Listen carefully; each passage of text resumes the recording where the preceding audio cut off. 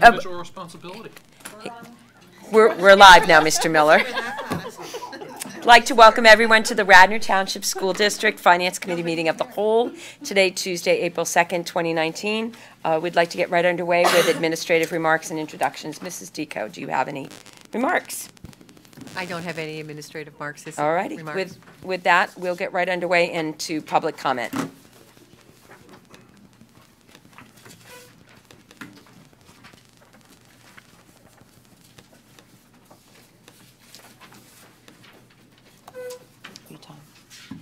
Good evening, Cindy Spurtle. You got to turn it on.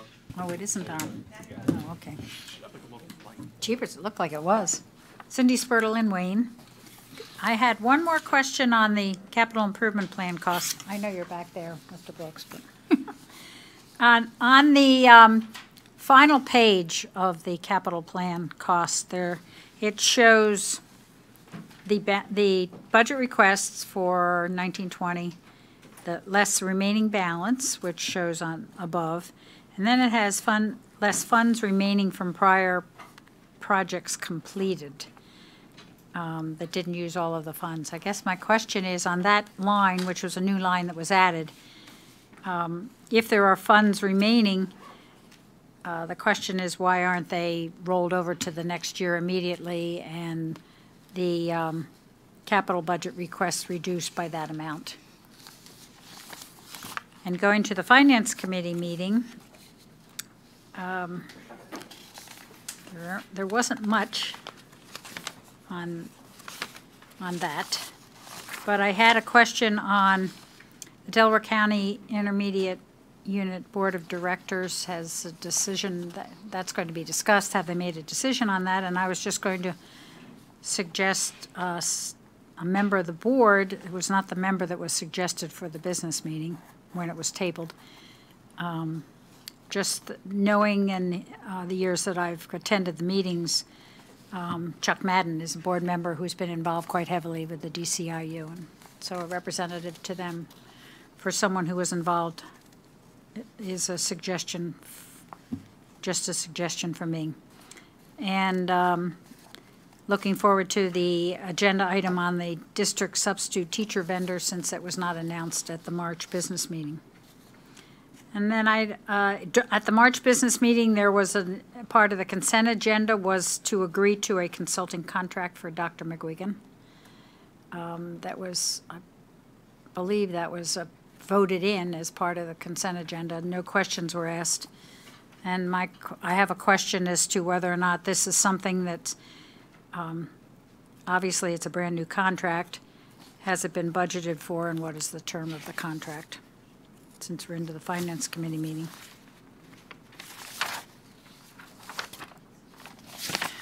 One other question I think I had. My apologies. Nope. Thank you very much. Thank you, Mrs. Spurtle. Is there any other public comment?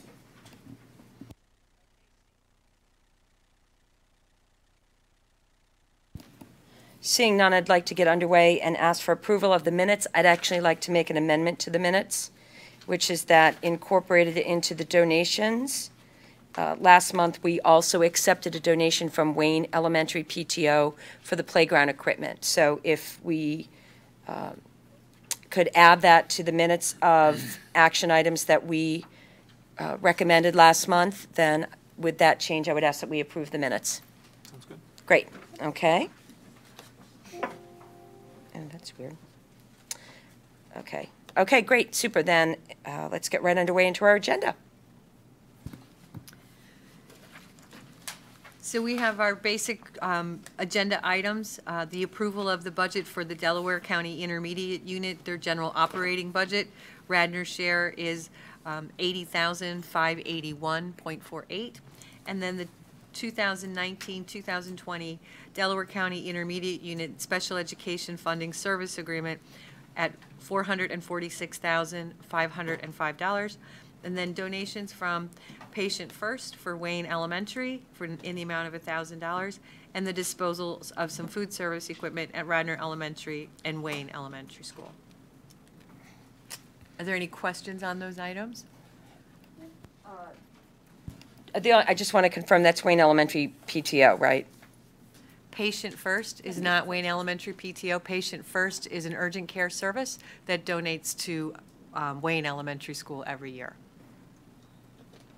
So they will be the donor, they will be the donor of just the $1,000? Correct. Okay, great, thank you so much. Is everyone okay with that? Yep. Perfect, great. And then the operating budget, that's going to be a roll call vote, correct? I believe the operating budget is a roll call vote. The special education funding is not a roll call vote, if I recall correctly. Okay, thank you so much. So then let's move into the next item. Which is the Delaware County Intermediate Unit Board of Directors. Every 3 years, each district that is a member of the Delaware County Intermediate Unit appoints a board member to participate on the Intermediate Unit Board of Directors, and the term will run from July 1st, 2019 through June 22nd, 2022. June 30, 2022, thank you. We did have this on the March 26th board meeting agenda, and the Finance Committee. Can I just Sure. make a suggestion that we table this until Chuck and Andrew and Julia arrive? Because I know Chuck and Andrew are actually in the building. They're the opposite of Elvis. They are in the building, but just table, because I know Chuck wants to speak. I know Chuck wants to speak his piece, though, but we could move. We could talk about something else until Chuck comes back. Chuck doesn't need to speak his piece. Okay. Yeah. So what this has typically been is that the board president every year, kind of selects the person, and then the appointee is affirmed at a board meeting. And we went through that process last month, and the Finance Committee recommended Sarah Dunn. She accepted it, and that was good. It came to our attention quite late that Mr. Madden had an interest in this as well.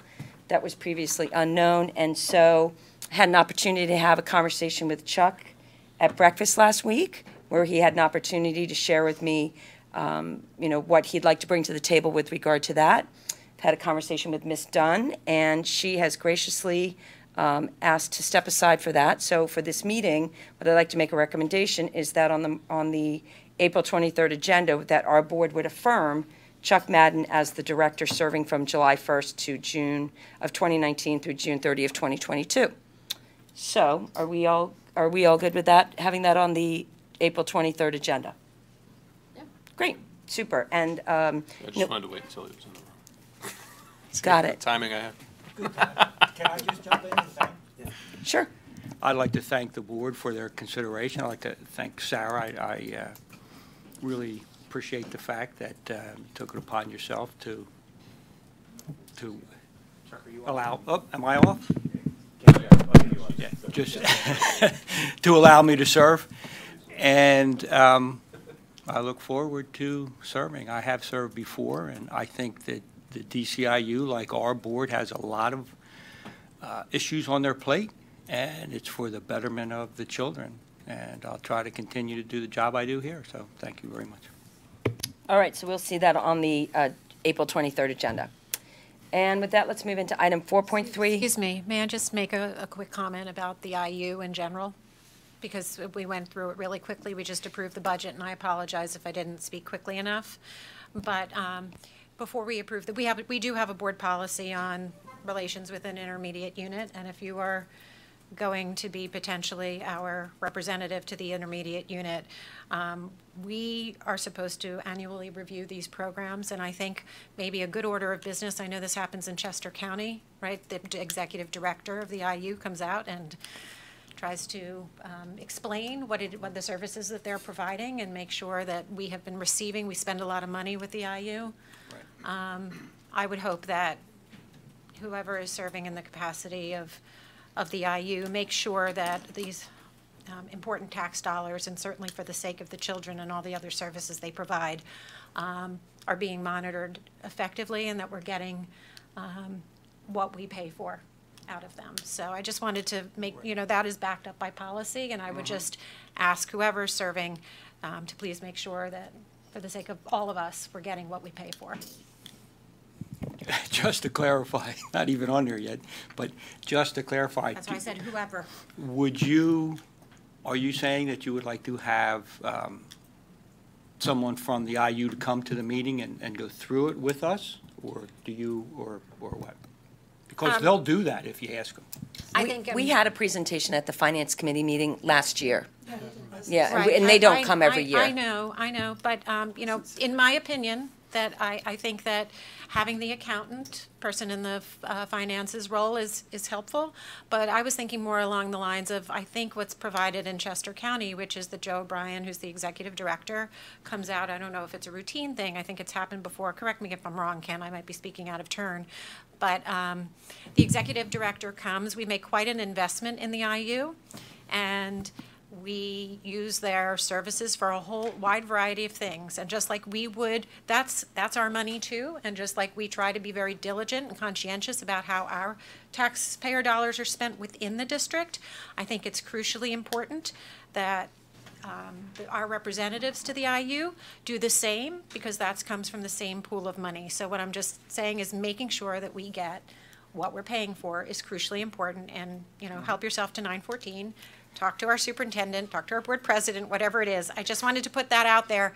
The approval of the budget went by really quickly, and That wasn't an approval of the budget.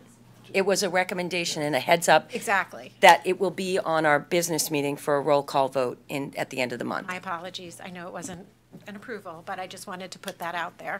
I hope that's worthwhile.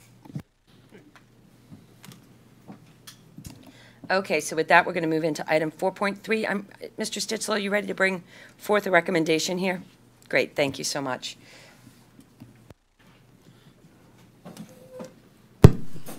Hi. It's a little odd sitting on this side, but.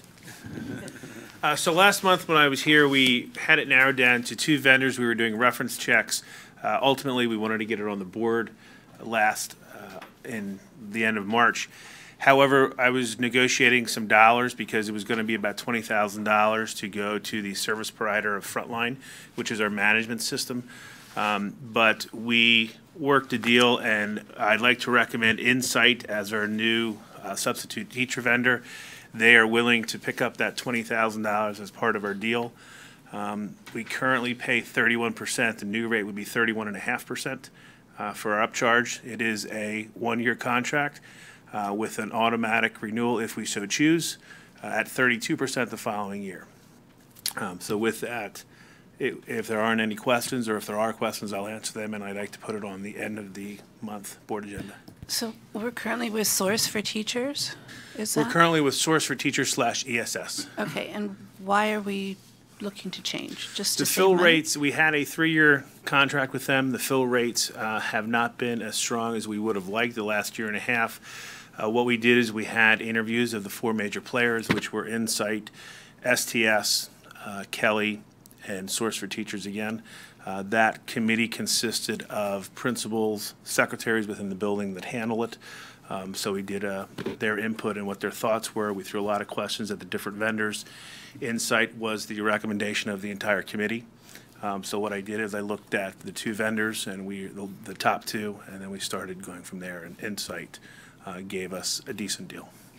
And what is their fill rate? Like, what will they guarantee you something? Or? They will not guarantee fill rates because you never know what's going to happen with substitute teachers. As the economy grows and gets better, typically substitute teachers are harder to find. The owner of the company lives near Villanova University, so it was nice to have somebody that's local.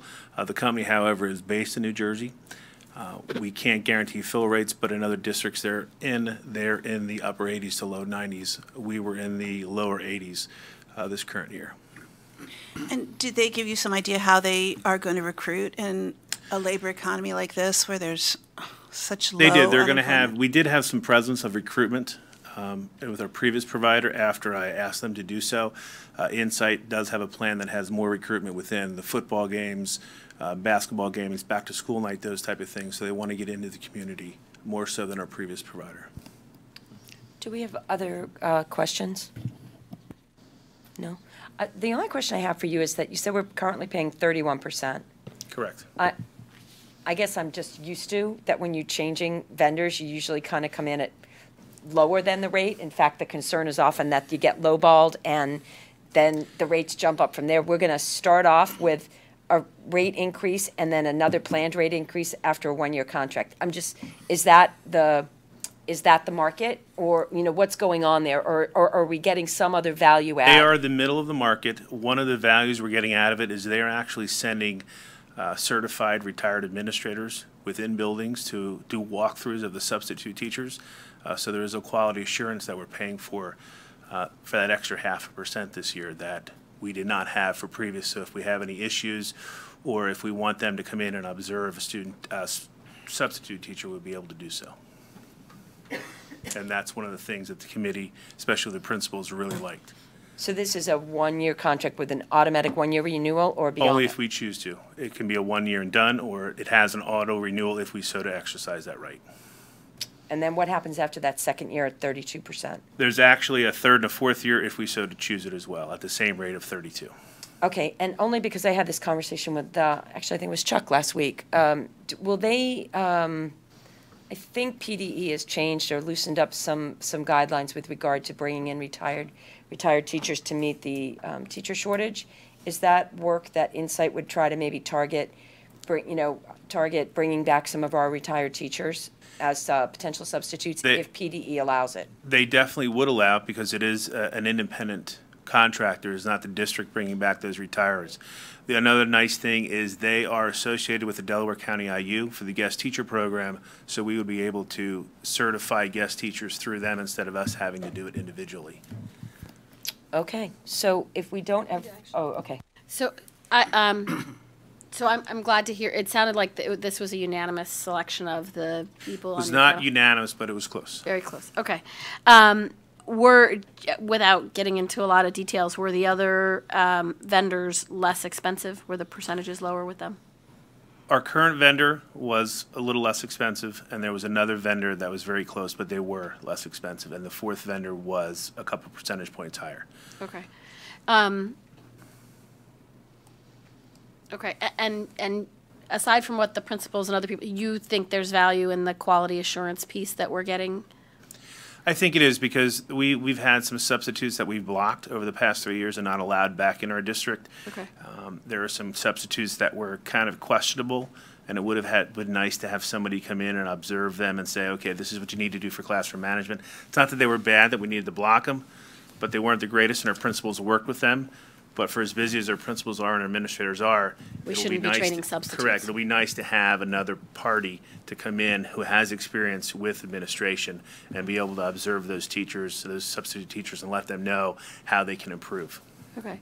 And there's no reason that they can't recruit from the existing source for teachers ranks that we've Correct. been using? Okay. They will be able to do that if those people go on. So we'll have a plan once it's approved. If it's approved, we'll have a rollout of a plan that we'll be able to start contacting our current substitutes with source for teachers that we're able to, and then start recruiting for the others. Okay. And just, I mean, I get that they're, a level down in vendor employees, but a lot of the substitutes are people who live in our community. I guess my question is, how does this affect them I mean, they have to move to a new employer. If they want to stay with Radnor, they have to. Correct. They will have to, any substitute that would want to be within Radnor Township School District would have to apply with Insight. Okay. And they're willing to take any of the subs that we currently have. If we say it's okay to take them, they're willing to take them, and then they would obviously do some recruiting itself. Okay. And obviously, they're going to do they must be willing to do the building sub program that we have. Correct. We'll be doing the same thing. It'll be exactly the same process of substituting paras and substitute teachers, and they'll have the building-based subs as well. Okay. All right. So if we don't have other questions, I guess I should just say we should expect to see this on our April 23rd agenda for approval. Okay? Correct. I have the contract in front of me. We'll run it by our solicitor to make sure. Great. Perfect. Thank you. Michelle, as we move into 4.4, the budget review, just because we deferred the capital plan conversation from the facilities committee meeting, totally your call, but I don't know if you'd prefer to do the capital plan conversation first and then do budget, or budget and then capital. It's whatever you think makes the most sense.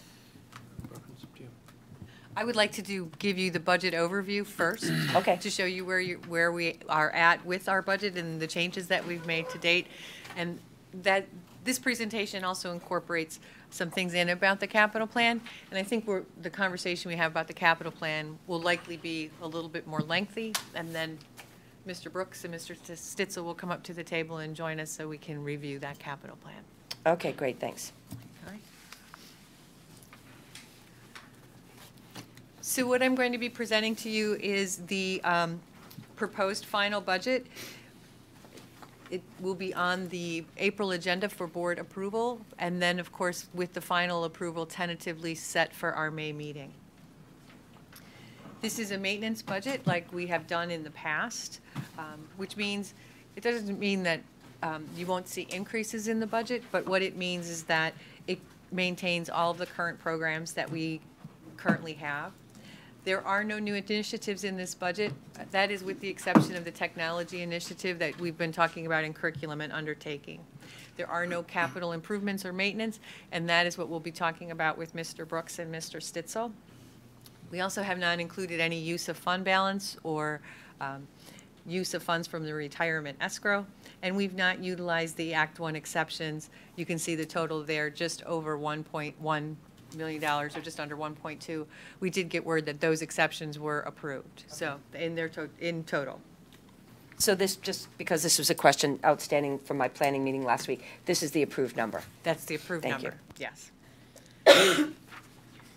So the preliminary budget that the board approved on April 22nd, you probably recall that there was a shortfall of just under $2 million, and that included a tax increase up of 2.3%, which was the Act 1 index, and that brought us up to 24.7429 mils. The addition of the Act 1 exceptions, if the district decided to utilize all of those, would be an additional increase of 0.37 mils. That was not referenced in the PowerPoint, but that's what it's calculating out to. So this slide intends to show you where we started with the shortfall when we approved our draft budget. It shows you the reductions that we've made to the technical school tuition. It also shows an increase in basic ed and special education subsidies. That's based on the governor's budget. That is contingent, of course, of that going through, but we have taken it into consideration since it has been proposed. There's an additional reduction for healthcare and technology. That's something that Byron spoke about when he was at the curriculum meeting last month. And then substitute costs.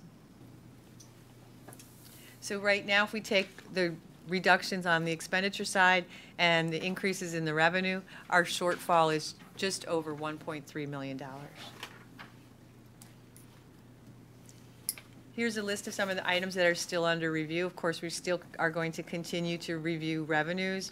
We're going to continue to review new initiatives. We haven't had any discussion about new staffing or staffing requests from the buildings. And departmental budgets will also continue to be reviewed, and capital improvements and maintenance. So one question that always comes up is how much money we have in our fund balance. This is a slide that shows the various committed and unassigned fund balances as of our audit of 6/30/2017. That's in the first column.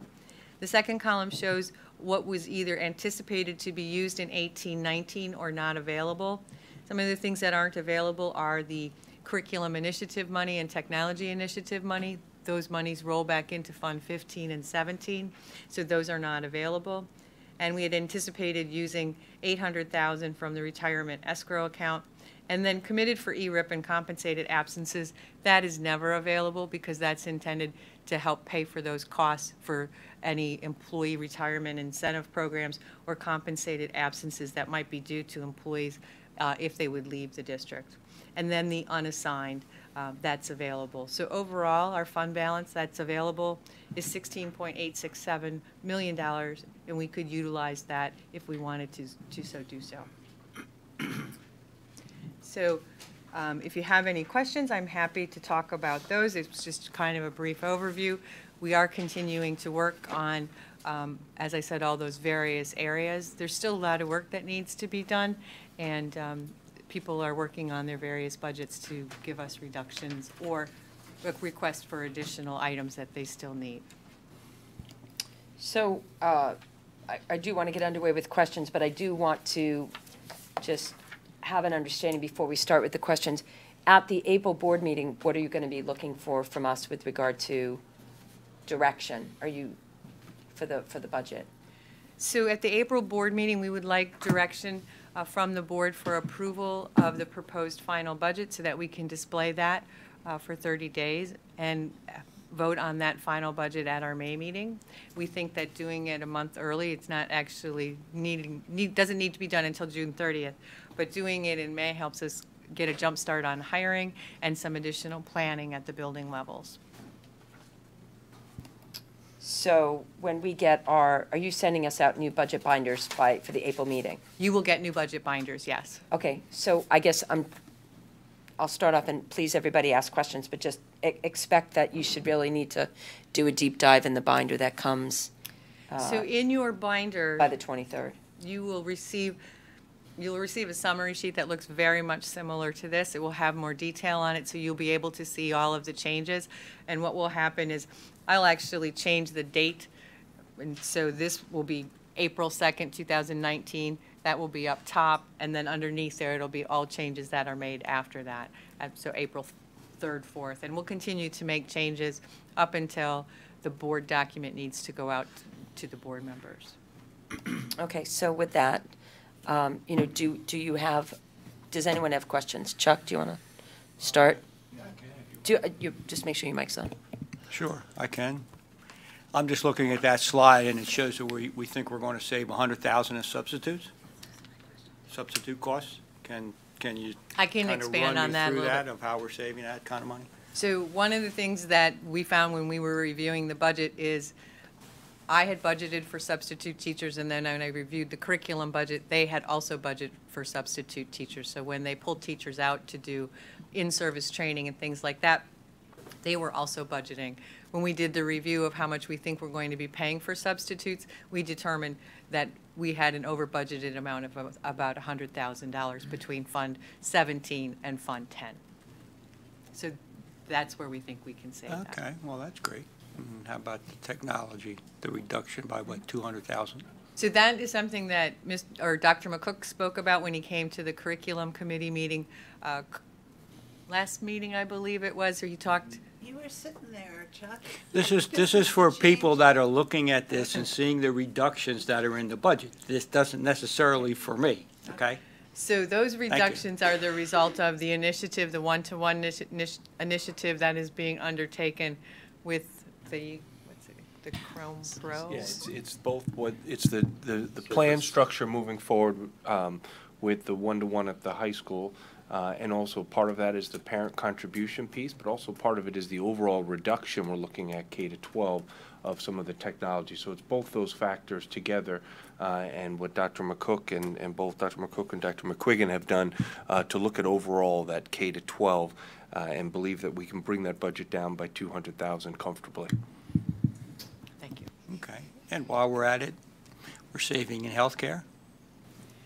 So the savings in healthcare is a result from our second look. We had a very small reduction at our first look, and we knew that we weren't going to have a significant reduction when we got our second look, but it'll net us about $90,000. Typically, it is closer to the $200,000 to $300,000 range. So that's a very small reduction, but we're just happy that we're seeing something Some based on the reduction, first look rate. We still have another look at that? No, we just get two. We get two. So We will still get another look for our prescription, but that probably won't come until beginning of May. Now, just to move to the exceptions, is that built into your budget as of us using that yet? It is not. It is not. So if we did decide to do that, that would lower the amount of money that we're short, correct? It would. It would increase your taxes, but it would lower your shortfall. And we qualified for two exceptions. We qualified for special ed exception for $1,159,000 and a retirement contribution of just over $17,000. Okay, all right. That's all the questions I have. Thank you. You're welcome. Amy? Michelle, can you just, I know it's a little premature to talk about the capital plan, as you said, but could you just refresh the fund balance that's committed for capital projects? What kinds of projects would fall under that? I know that I'm pretty sure they're one-time expenses. I guess nothing ever is truly one-time because something over decades eventually recurs as an expense, but could you just give like a high-level overview of what might qualify for funding through the committed balance for capital projects versus our operating budget? So this slide shows the fund balance in Fund 10, and every year around June, we always have a discussion about fund balance and what makes up this committed for capital projects. We commit dollars for capital projects because we have a restriction on how much we can have in our unassigned fund balance. It can't be more than 8% of your upcoming next year's expenditures. So sometimes we have to move those dollars around to make sure that we don't have over 8% in that unassigned. So that's where those committed things came from. In that committed for capital projects, there's no projects that have been identified. And since this is in Fund 10, you don't have to have that committed to any type of capital project. We don't transfer money over to Fund 32 because we feel that leaving it in Fund 10 gives us more flexibility. If you move it over to Fund 32, you can't move it back to Fund 10. So you lose the ability to realign it for something else. At any time, if the district wanted to take some of that committed fund balance for capital projects and commit it for something else, you could do that. You could commit it for increases in healthcare. You could commit it for any type of thing that you come up with. So you don't necessarily have to have a project. If you are going to use dollars for capital planning, capital projects, you want them to be one-time expenditures or initiatives that that you want to see move forward. If you remember last year when we were working on the 18-19 budget, we committed unassigned fund balance of $170,000 for some technology initiatives that we knew we had to do up at the high school to make sure that when we went to the one-to-one that the computer technology would work. So to answer your question, Amy, that does not have to be used for one-time expenditures, but if you are going to use any type of fund balance for capital projects, it makes sense that they are one-time expenditures. Thank you. You're welcome. Can I just ask, there used to be capital expense, and some places it's the length before you need to buy something again. I think there were some times where we considered buses as a capital expense because of the replacement is maybe 5 or 6 years out. So buses are part of the capital expenditure. Right. When we look at the capital plan, you'll see them on the capital plan as something that we do. We budget for 4 to 5 buses every year, and this year we happen to purchase vans as opposed to buses, so we do have a replacement cycle. That replacement cycle is anywhere between 8 to 10 years, depending on the vehicle. Thank you. Andrew, do you have any questions down your end? I'm having a look, and here is this. It is. Okay.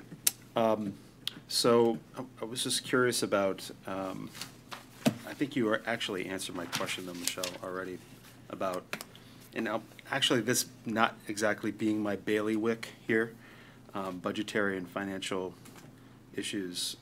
Maybe you could just enlighten me here. And what is unassigned fund balance?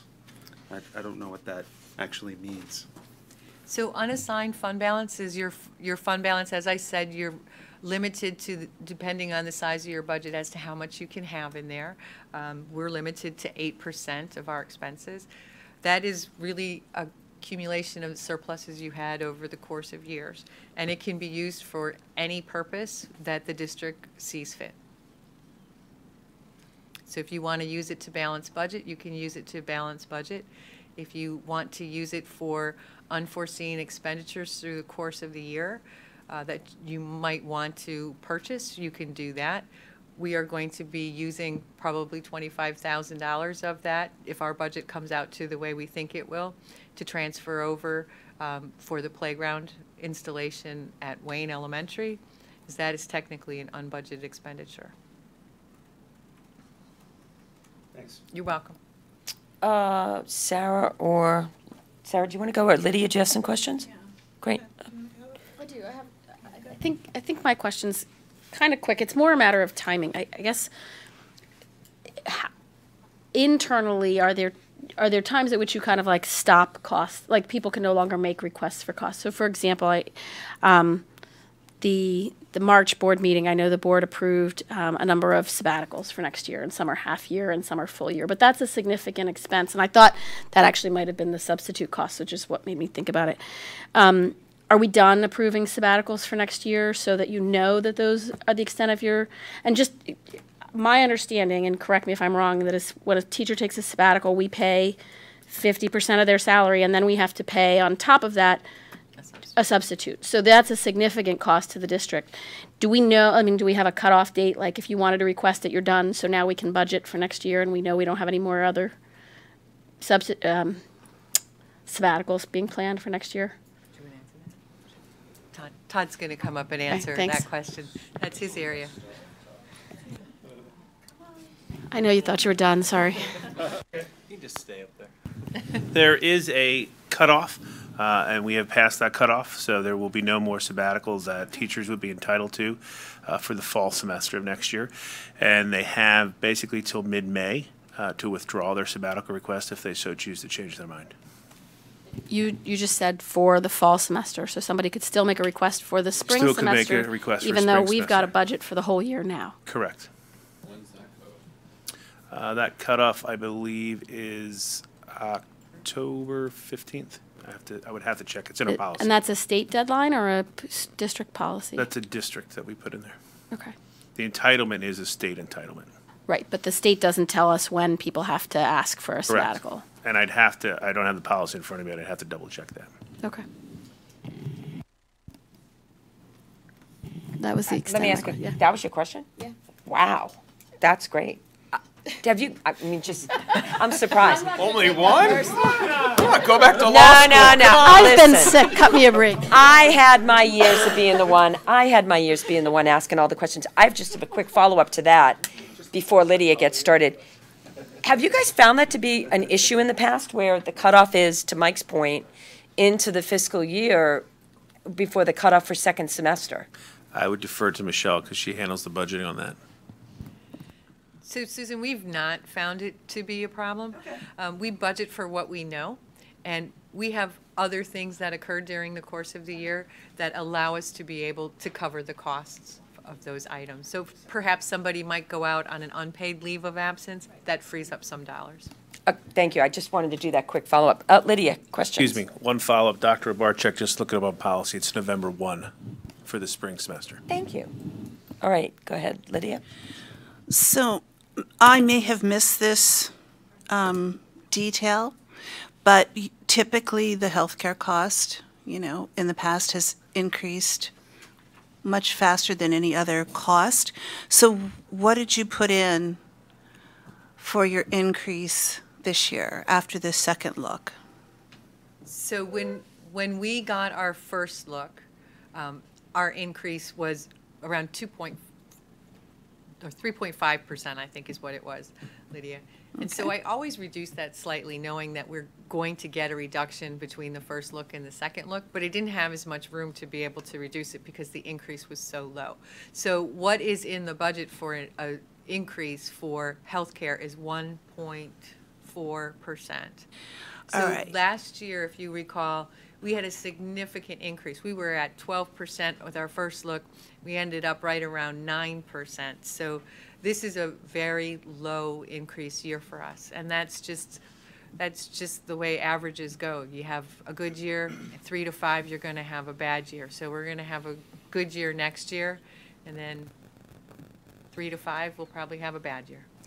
Wait, explain that to me. I don't understand why the increase was so significant last year and it's not this year. The way the healthcare increase costs in the trust is, it's 50% of your experience and 50% of everyone else in the trust's experience. So if you have a year where there's an awful lot of claims that are over and above, for example, your stop loss insurance, which covers the gap between what the maximum amount you can pay is and a claim, and you have large claims, like you could perhaps have a cancer case or multiple cancer cases, or you could have a birth that has difficulty, that will drive your costs up. And then if the other people in the trust experience those same types of things, that will also drive your cost up. And then you can have a year where you don't have significant claims, and that's why your costs are lower. So I remember when we decided to join the trust, is the trust still working out really well for us? The trust is working out really well for Okay. us. It's self-insured, and that's the environment a group this size, along with the other members in the trust. That's the kind of insurance you want to be in, opposed to a paid-up plan where you're paying a specific premium, and your employees might not be using it. If your employees are young and healthy, it doesn't make a lot of sense to have a paid-up plan. And I remember they were trying to limit how many options they had. So are we now at a stable, I haven't been following it, is it now at a stable point where they have, a manageable number of plans that people can pick? And So, Todd's okay. holding Is that up fingers in the manageable? back of the room. Is 10 manageable? Okay. So, what? Say that again? Yeah. It had been 32, it's And now they're 10. down to 10. All right, so that's very manageable. Thank you. Okay. So we probably will get detail on this, but we have a couple contracts that we're currently working on negotiating. So are you able to tell us what you have in the budget for those, or is this not something I shouldn't be Let's asking? speak in generalities in the midst of negotiations. Okay.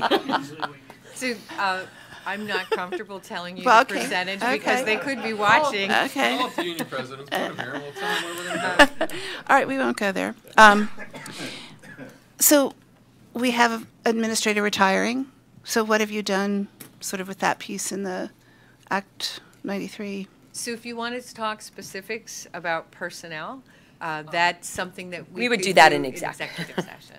Let's do that in executive session at another time. Okay. So just in general, to answer your question, Lydia, if we are in contract negotiations, we do take that into consideration when we're putting together the budget, as well as if an administrator is leaving, we would take that into consideration.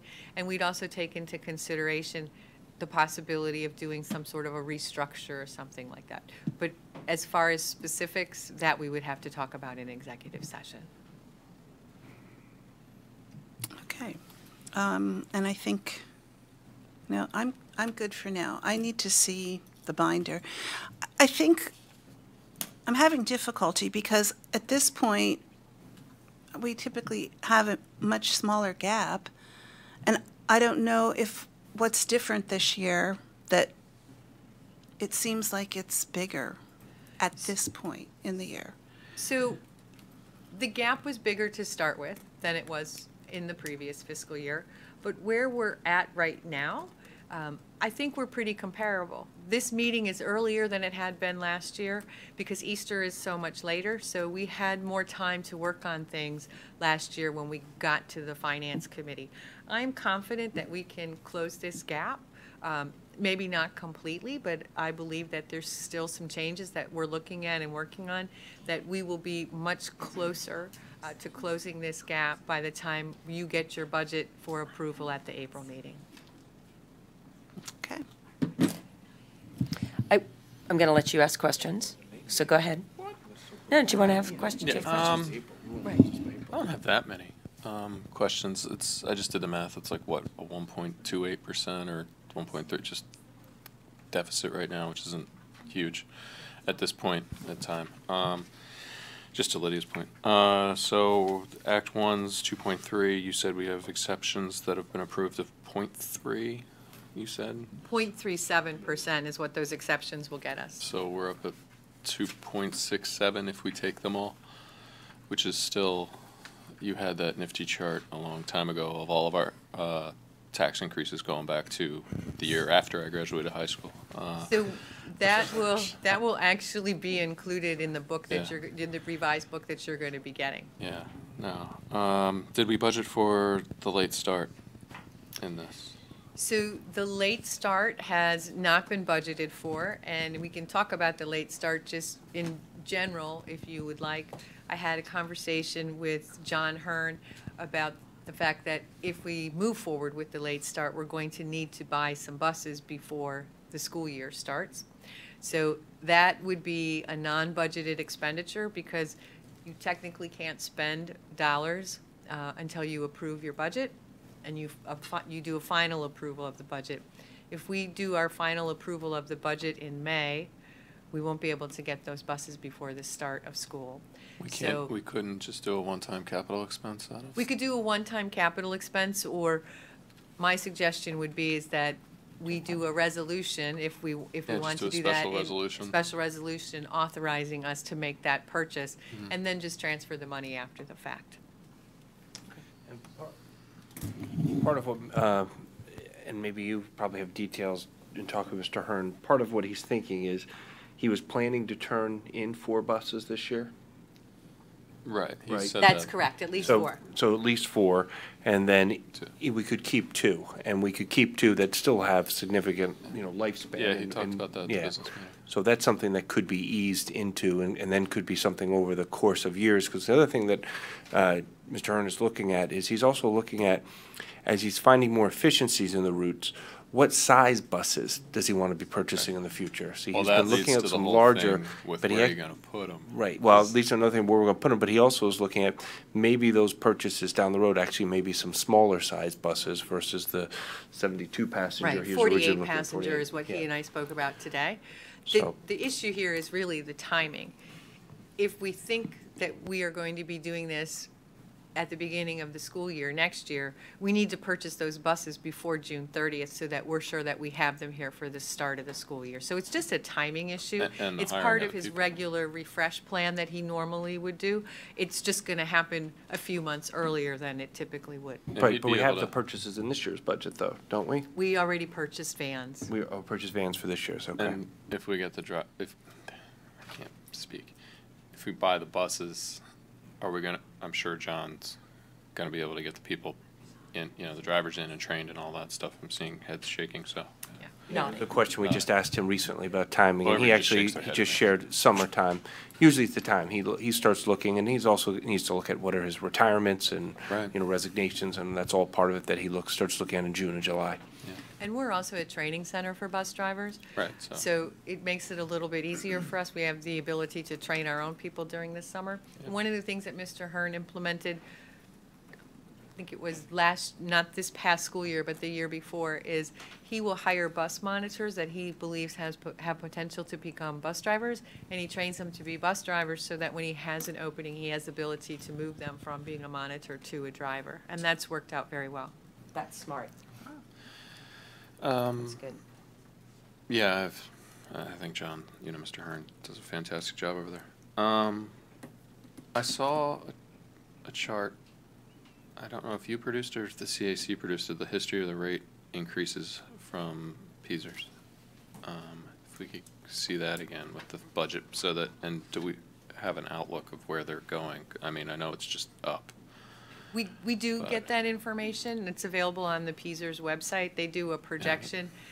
They're not always super close, but it can get you pretty much Understatement of the year. It can get you pretty much in the ballpark. So if you would like that in the packet, I can include that in the packet as well. Or you can just give it, I don't know how much, if anybody else wants to know. I think CAC also presented. It was. in the Yeah, packet. They yeah, so presented I know that I'd seen it, information as so, well. yeah, all right, I'll go back and look through my pixels, because I don't do paper anymore. That's all I have. Thank you. Okay, thanks. Just wanted to follow up on something that Lydia asked about the healthcare trust. Actually noticed in the DCIU general operating budget that we'll approve in a couple of weeks. I think Delaware County Community College, I think it was the community college, and I think Rose Tree Media just joined the healthcare trust. So, I mean, it's still getting organizations joining on, which, you spread out the risk across an even greater group. It's in there somewhere. So that was just something I wanted to mention to Lydia. I think it has worked out really well. There was actually quite a bit of history about the healthcare trust in the packet that's in your folders about that. Did your substitute numbers that you were working out, does your $100,000 reflect the vendor that Todd's recommending that we go with that had the slightly increased cost? We didn't actually have that percentage, so we used a 32% markup, so It's even slightly higher than, slightly another higher 0.5%. than what we have. On that so- portion that we spend. Oh, so that's good. So there could be another small reduction in that substitute area. Okay. I don't see in here, and I don't know what you want to do with it, but the conversation about where do you think this year's budget's going to land in terms of, having a budget, surplus. I think within 1% or 2%, that's actually a really good thing. Anytime your business manager can, estimate and become within 1 or 2% of a $100 million budget, that's, if we always got 98s on our tests, our parents would, in fact, be really, really, really pleased with us. So, but I don't know if you can speak to what you think, where you think the numbers are going to end up and what you think you're going to want to do with that money, or maybe you want to talk about that with the capital conversation, which is also fine. So we can talk a little bit about that with the capital conversation. Right now, based on the information I have, I believe that we will not need to use some of those things that we said we were going to use in 2018-19, which was the 800,000 of the retirement escrow and the 170,000. I Okay. believe that we will end up with a slight surplus, somewhere between 900,000 and $1.4 million. Okay, so, that's just, what that's really leading into is, Mr. Bachelor's buckets. We don't see the buckets this year yet. I think the buckets maybe will come. But we will have some different decisions to make. Mike, it was good that you mentioned that, it does say we haven't included the new initiatives here. So clearly, depending on what we do at the start time at the April 23rd meeting will impact the numbers. That would be a new initiative. We're going to have our capital conversation here shortly. When it talks about the potential use of fund balance, that's what kind of reminded me about, well, where do you think things are going to end this year? And then I think I'd like to have an understanding of at what point, my recollection is it has not been uncommon that at this meeting leading into our preliminary budget approval, that we, or final, what do we call that one? So we call this one the proposed final? Proposed final, thank you. It's not the preliminary, it's the proposed final. That we are generally going into that meeting with an understanding of where this board sits with regard to the use of exceptions when we've qualified. And that last year, we qualified for just a tiny amount of money, 17,000, something like that. So we didn't utilize exceptions last year. We didn't really qualify for them. They weren't going to make much of a difference. I think you closed the budget gap with, and we went on in life. This year, it's a significant amount of money, $1.176 million of exceptions. So I don't want to put you on the spot, but I will look to you to guide us on when are you going to be looking for that kind of that consent or dissent on the use of the exceptions. Mike, thank you for pointing out the percentage that it's still, it's a manageable amount in terms of the percentage. Just taking a quick look through some of the other questions I had here. So last year, you probably remember, we didn't qualify for the special education exception. We only qualified for Right, the PESers. retirement. So, and that was because our special education costs went down from between 2015 and 2016. Your special ed exception is always based on 2 prior fiscal years. This year, we qualified because we had a significant increase in our transportation costs or special education costs between 16-17 and 17-18. Right. I think we should expect that. So that's also a number that's kind of it's a trailing expense exceptions kind of teeter-totter, if you will. All right, so I don't know when you're going to be looking for that for us, and I don't really have a lot of questions, beyond what's here, other than to, echo what Lydia said is, we will need to expect to have to really look in your budget books and, carefully, and certainly if you have questions, reach out to me, reach out to, Michelle, I don't want to put you on the spot, but if, this would have been our opportunity, so in the next 2 weeks as those come out, She's got a lot of free time next week. Well, so I actually have a question about when the budget binders are coming, because the weekend before the next meeting is Easter weekend, and for people traveling for spring break, that's a big gap. So I guess I'm just wondering when we might actually see those so binders. what's your timing on the budget binders? So I would hope that we would have them out before the spring break. because I realize spring break is before Easter, and then our meeting is that Tuesday right after Easter. So that's the 10th, is that what the date is? That's next week. The 12th. So that's what we're shooting for, is the 12th. Shocking, you know when all this stuff has to be out. How do you know? Just keeps us all straight. Okay, well, so we're not going to do any kind of approvals tonight. I do want you to give some thought to when you're going to be looking for us for, some comment or guidance on the exceptions. I think, if we don't give you an answer tonight, Ken, it's certainly a bucket that we're going to have to talk about at the April 23rd meeting. And, I don't think, unless people still have questions for this. I do, and maybe I wrote it down wrong. Could you, Michelle, again, you said that the amount of the exceptions, I was confused as to whether the .37 was mils or percent. It's mils. Okay, so what does that translate to? Because I thought I'd heard it expressed both ways here tonight accidentally. What I is did. The Yeah, I heard it okay. as percent. So what is the percent then? What does that translate to into an additional percent? Do you, I don't know that I brought that with me. Dan figured it out? 1.5. Thank you, Dan. okay, .37 mils and 1.5%. Okay, thank you. You're welcome. Thank you, Dan. Yeah, thanks for clarifying. Okay, so why don't we just kind of move into the capital fund, the capital projects and capital fund conversation. So, And then maybe we'll tie this up with a bow at the end.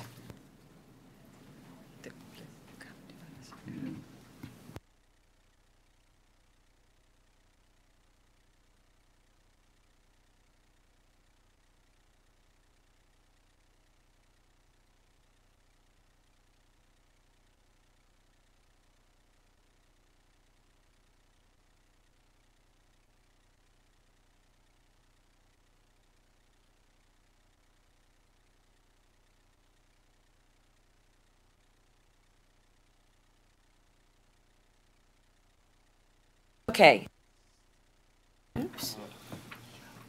So, how would you like to proceed, Mr. Brooks? Welcome. Can I request before we get started? Can you make that a little bit, if you can, distracting? It's hard to see. It's hard to read. No, he wants full screen. He doesn't want to see the website. Well, if that's good, that's good. I like it where all that stuff's on and it's a little bit bigger. You might have it around too. It's about he wants the projection to be full screen. Yeah. No, he just wasn't want the frames around it. I get it. That's it. That's the button, whatever you just started to touch. That one right there. No, I like it. Yeah. no. Okay. He wants the windows maximized, and then just zoom it a little. I think it's easier to see on here. Not for me. Try enable editing. Click on that enable editing thing. If it helps you, I do this a lot. Hit Yeah. hit OK. Yeah. That's good. Let me just say it's great on board docs electronically. I'll try that next time. It's my board docs plug. Do you want to start or you want me to start? Does everybody have their handout? Yeah. Okay, so this first page that you're looking at right here, this is just nothing more than a summary of those pages that are in the back being pulled forward for what we currently have in the budget for 18-19 and what we've spent year to date or have encumbered, and then what's being requested or moved to 19-20, 20-21, 21-22, and 22-23. So you can see that if we look at all of those costs and add them all up, down at the bottom, there's a summary of those. As we move through the capital plan, and then I'm going to let Mark take over, there is a page for each building. The first page, it says administration. That's really administration and some district-wide things, so when you look at that, there could be some things on there that are district-wide, such as maintenance vehicles, which appear down near the bottom. So Mark, if you want to take over. Sure. So why don't I focus on the remaining balance for the year? As we go through there, it shows for administration building $2,000 for lights that will be spent. We're waiting to get a large group together purchasing for LED lights. We're getting a PICO rebate for that. So we want to make sure we get all the lights together, so you'll see that on each one of the pages. So that will be spent by the end of the year. Curbs and sidewalks, we're currently getting together a bid specifications already together and putting that out for bid about Wait, repair. Mark, Yes. can you just a little bit louder? Sure, And no slower, problem. if you don't mind. Sure, Trying no to problem. keep up here, thank you. So the lights, again, we'll have on each one of the schools, the LED light upgrades on the outside. We'll have that spent by the end of the year. The next item down on the administration building one, that, again, under remaining balance is curbs and sidewalks. You might recall that there was an engineering firm engaged prior to my arrival to come up with a recommendation of various curbs and sidewalks that need to be replaced. They have submitted that information to us. We're evaluating that, putting together a bid specification, putting that out for bid. We hope to be able to get that done at the beginning during the summer. So if you look at the curbs and sidewalks, I just want to clarify that the remaining balance, 50,000, you'll see there, and then you'll also see it in 1920. What that means is that's not going to be completed until after June 30th. So that project is being pushed to 1920, but we're actually moving those dollars over. So we're not asking you to transfer any additional money. We're just saying, we thought we were going to do it in 1819. We didn't get it completed, so we're going to do it in 1920. So that's one of those instances, we'll do a fund transfer of money that we already budgeted. It's already there. This Yeah. is Fund 32. It's already out there. And when I address Mrs. Spurtle's question, when we get to the last page, I'll show you where that Thank you. $50,000 is. Same goes for that, for the exterior painting as well, will be transferred over. We have, let me look at 1920 for you, give you an idea with the HVAC. We have some boilers in this building that are back in 1980s that were installed, that are in need of replacement, as well as some unit heaters that we need to upgrade just to keep things functioning here in this building, so that we anticipate $100,000 expense. And then moving forward, there's other unit ventilator heaters and other air handlers that need to be replaced in this building, so we wanted to put a placeholder in place so that we can get that work done as needed. So can I just add Sure, one more thing please. to that line item? You can see that in 1819, there was a budget for $100,000 for HVAC. Nothing has been spent year to date. The remaining balance is showing as zero, because what we're going to do is we're going to add the $100,000 together from 1819 with the $100,000 from 1920. So we have $200,000 worth of funds to help us replace some things, boilers in this building. That's something we commonly do in the capital plan if we want to fund the project over multiple fiscal years, because it's very expensive. So the bleachers is another example of where you'll see that that's occurring as well. Thank you. Sidewalks, again, we talked about that being pushed off until next year, as well as some paving around the administration building. And then some interior walls. We wanted to make some repairs, and there's some renovations that we'd like to do inside the building. Moving down a little bit further, we have flooring and carpeting. We have some flooring in here on the second floor that need to be, we had some issues apparently with moisture, with some parquet tile that came up, and we're going to be replacing that hopefully this summer. It's temporarily fixed, but we want to make a permanent fix on that. Again, some interior painting I'd like to get done. The exterior painting we already talked about. Then we also have in the elevator itself, you have a original pretty much controller for the elevator when that elevator was installed. We're having some issues with the thing failing and people being trapped on the elevator, which is not a good thing. So we want to make sure we upgrade that with a new controller so that we don't have that problem moving forward. And then under maintenance vehicles, we anticipate on a recycle of the vehicles that we have a bucket truck that will probably be about $90,000 that need to be replaced. That's probably a 9-month, once you order, it takes about 9 months to get completed for you and get back in. And then we have another pickup truck we're looking to get done. So any questions on the administration building one? Are there questions? Oh, go ahead, Sarah. Just a quick question about the moisture in the floors. Is that from last summer's flood, and is that something that should have been covered by insurance? It's not a result of the flood from last year. Okay. It was up on the second floor. We believe that it occurred as part of when we reinstalled the air conditioning system, when we installed a new air conditioning system, and we had some issues getting it balanced correctly. So I was not here, but my understanding Not of it blaming is, you. it was, thank you.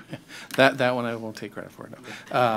But my understanding of it is correct, that it, because the air conditioning system was not properly balanced at the time, that you had a humidity issue. Okay. And humidity and wood floors are, they don't Agreed. really match. Okay, So, thank you. you're welcome. So I have a really nitpicky question, but when I was coming in today, I noticed that the stairs going up to the first floor are literally taped Yes. together. Is that in this budget to do something We about see that as an operational expense, and we'll be able to get that repaired.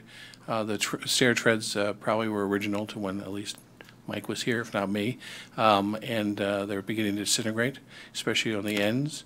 So as a safety precaution, we saw some of those things beginning to wear away, and we didn't want anybody having a tripping hazard, so they were directed to make a temporary repair, and we anticipate being able to replace that as just through a normal maintenance general fund repair. Thank you. Oh, I'm so glad somebody mentioned them. Mark, this is an overarching comment, just through this page, all pages. Just because you're new, and could we have dates on these spreadsheets? They always look the same, and it can be very difficult to track. I see it on the April 19 on the first page, but on these subsequent pages, if there could just be a box at the top where the date is Sure. always on these, so that we can kind of keep track of because sometimes progression. mid-year or end of year, or as we're getting status updates on what are we doing with this, that, or the other project, keeping in line which one came first would be helpful. Thank Sure. you. Absolutely, my pleasure. One of the other things that Mr. Webster pointed out to me is that in the past, we've identified where the changes are on this sheet, and we can do that moving forward too. It's as simple as making a colored box that shows where the changes are, so. So again, on the next page is the transportation one. Looking at this, again, we have the exterior lighting, which we talked about before, as well as the curbs and sidewalk. And then we have some paving that we're going to move over till next year. Again, it makes sense if we can get, there's some economies of scales, if we can get all the paving and concrete work that we need done, bid out all at once instead of having it over a multiple year period. It makes sense we get some economies of scale. So that's again what we're looking to do. Doors, we currently have some doors that are being replaced down at the bus garage. There's 2 of them. We anticipate those being done by the end of April. We have some underground tanks that we're evaluating on what we're going to do with that. And again, that's a question of, one, the underground tanks, but also there's the pumping station at the top as well. We want to make sure that we're in total compliance with current regulations for that. And then at the bottom are bus replacements. Again, you see in year 1920, 2021, 21, 22, and 22, 23, $345,000 each year, and that would be the bus replacements that you have traditionally done just to recycle your fleet. Do we have questions here? Yeah, how many buses are in that 345,000? I believe it's 4 that you guys are getting per year. Okay.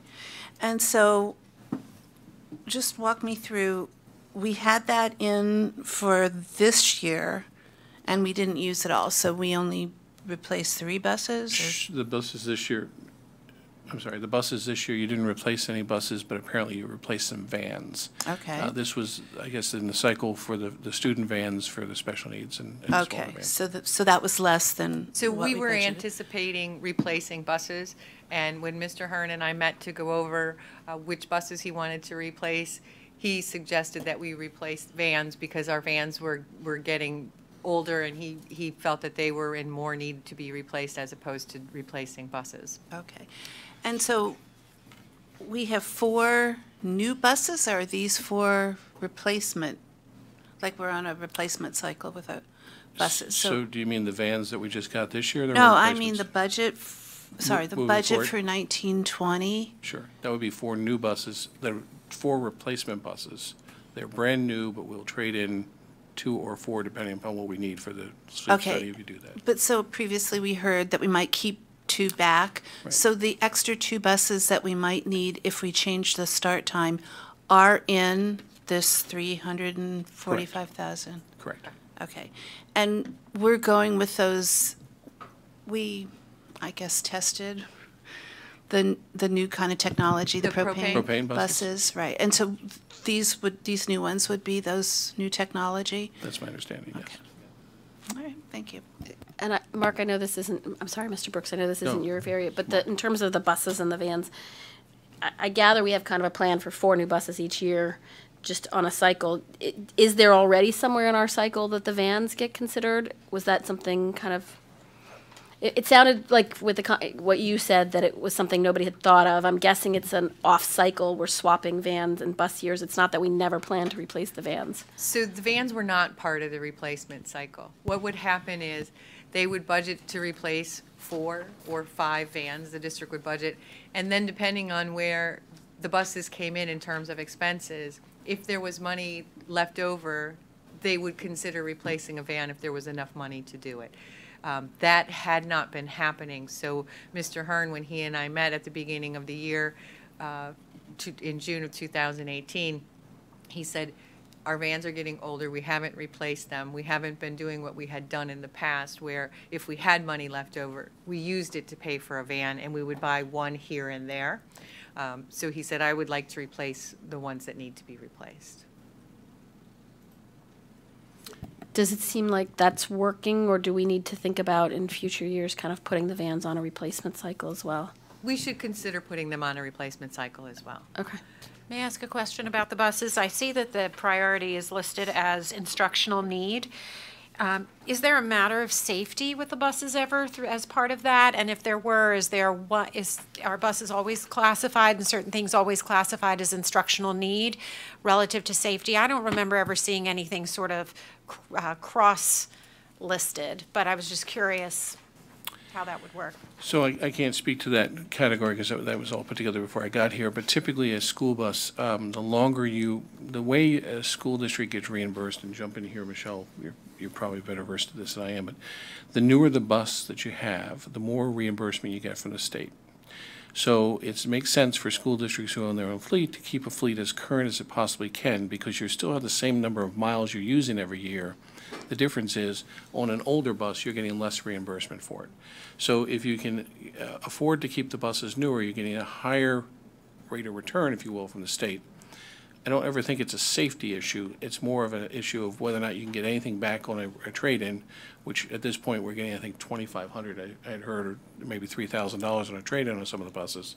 Not significant, but again, it also helps out with the revenue that you have coming in from the state, or the reimbursement from the state from the transportation subsidy, if that makes sense. That was very helpful, thank you. We don't keep our buses long enough for them to be a safety issue. No. No, but I think there was actually a special education, there was recently a bus that transported special education students that had some safety issues. We had a handicap bus that we were experiencing breakdowns every so often with the bus. We were fortunate that we had a spare bus that we could use, and that was one of the buses that we traded in because of that. So we do have spares if we need to. We also have mechanics who do a great job of keeping our fleet current and safe and up to date, so. Okay, my pleasure. Moving on to Ithan then. Ithan Elementary School, we have PA speakers in 1920 that we need to install. We have some areas that the PA sometimes intermittently working, so we want to make sure we get that corrected. The roof on that building, we broke that out into sections, and that makes sense to be able to bid that out so that we're not interfering with anybody's day and the smell and things we can do over the summer. So $380,000 can get different sections of the roof done, and we figure over a 4-year period, 5-year period, we should get the roof redone, keep things moving along, keep mold away from the building, moisture out of the building. Again, back to curbs and sidewalks and paving, we're looking at doing the same type of thing up at Ithan. Blinds in the classroom, some of those blinds are in pretty poor shape. Some of them, I think, have been there for a number of years, and it's not uncommon to go ahead and replace those on a cycle. And then interior remodel, they want some chairs for a large group area, $15,000. Now, I cannot speak to detail as to Ithan. I did not go there, but I know Wayne, some of the chairs that they have in the small group auditorium were there when I went there in 1971. So. Oh, you mean those folding chairs that are that are stacked against the wall or whatever are actually in the budget to get replaced? Well, yes, I have some, yes. When I saw them, and I've heard about those chairs a lot, so that, Why? If They were held up recently so added. well. the Smithsonian would like They're them. like 50 years, and they've held up so well. Right, well, at some point, the plastic begins to break down, and, so Mrs. Ferguson has a Piece of picture of you, plastic. Mr. Brooks, over her office, and she is very happy to see that every day. This is actually Ison that we're looking at. well, but this is Ethan, but I talked about Wayne having the older ones as well. I can't specifically speak to these, but let's hope Mrs. Ferguson has one, a picture of me hanging, and it's not a dartboard. So we have some work that we want to do in a large group area, and then also computer technology. We've been upgrading the lines from Category 5 or 5E that was in the district for a number of years to a 6E, and we look to be able to do that here at Ethan Elementary School, which should increase the overall speed and the reliability of the network. The only thing I'm surprised about that expenditure is that I thought that would have been part of the technology initiative that would have been funded either through 15, 17, I get which one's confused with which, but we had a whole tech initiative that was designed to repair, replace, upgrade. I thought it was our tech through the whole district. Well, I can't speak to that directly, but I know a lot of districts will do that for your hardware. This is more your infrastructure, your cabling. It's the cabling in the walls. It's like a power line. So it's always been in the capital plan, Mrs. Stern, the data wiring. It's actually been phased in for the various buildings, so administration was done a while ago, and it was over a 3-year period. Some of this is actually eligible for E-rate, and so we included in this area as well. But the data wiring for the building upgrade was always intended to be done out of the capital plan. I guess my point is that the wiring upgrades that we heard about as part of the tech initiative was something different. Yes. That's really was my only question. Thank you. So imagine, if you will, a lot of schools upgrade their wiring in the hallways for their wireless networks. That may have been what that was. Yes. This is the actual, we have outlets in our houses. Well, right, exactly, but, you have an electrical outlet in your house, you never really upgrade that until you do a renovation to your wall type of thing. Here, we need to upgrade the technology that's existing in the wall. There's nothing wrong with it, except that pipeline is no longer big enough to handle the volume of data that we want to run through it. Okay. Next one is Wayne Elementary. Oh, sorry, could we just, Absolutely. while we're on this is a little bit of a tangent, but there's no money in here for the playground, so I just wanted to, this is really for Todd or Michelle. We had a lot of problems getting that new playground, I guess it's the kindergarten side, and we had flooding, and I don't even remember. So I can assume, since there's nothing in here for that that's all been straightened out and everybody's happily playing on it, and, okay, thank you. Let me say, of all the things that I've been made aware of, I have not been made aware of that as a problem, so. Hang on a second, actually, that sparks a question for me. Along with, if Sarah's making the suggestion, and I'm not saying that it needs to be budgeted for anytime soon, but I would have thought that at the elementary schools, oh, there it is, there's the playground. I didn't see the line for playgrounds, now I see it. Okay. Come on. Thank you. Wayne Elementary is next. Again, we already talked about the lighting. Moving down for the 1920 column, there's some curbs and sidewalks we talked about. We are looking at the exterior shell, redoing some spandrel panels and some window sealing. Again, that building was built in 1971. It's in clearly need of some improvements on the outside of that building. We have some carpet replacements, which is normal. Some painting that we want to get taken care of. We have some replacement playground fencing. As you all know, you approved the $25,000, up to $25,000 for the installation of new playground equipment. I will say that looking at this and talking with a vendor, I had some concerns as to the location of where the existing playground is as with regards to an ADA compliance issue. We are going to probably relocate that to an area right off of the blacktop area, which is going to actually save us some money and will make us ADA compliant. The the playground's $25,000. Again, we talked about that. That was money already pre-designated. And again, we have $60,000 for computer technology. That's the wire itself in the walls for Wayne. Radnor Elementary.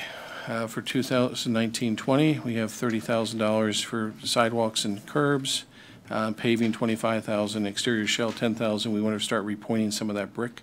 Then that's some of that the pointing's falling off.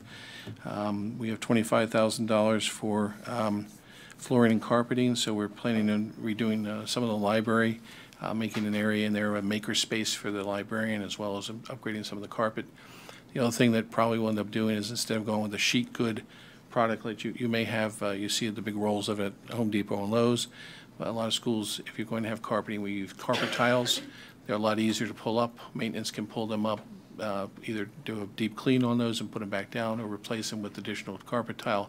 It makes it a little bit easier moving forward from a maintenance standpoint. That's going to be done this summer, right? Correct. And that's anticipated they this just summer. did that at my office building with the carpet tiles. I will ask, and I mean, I feel stupid saying this because I know you guys are good, but you got to ventilate the crap out of Yes. the building after it's done. Because Yeah. our building, there are no windows that open. There's the front door and the back door, and that's it. And the building, it's been 3 weeks and it still smells like carpet glue.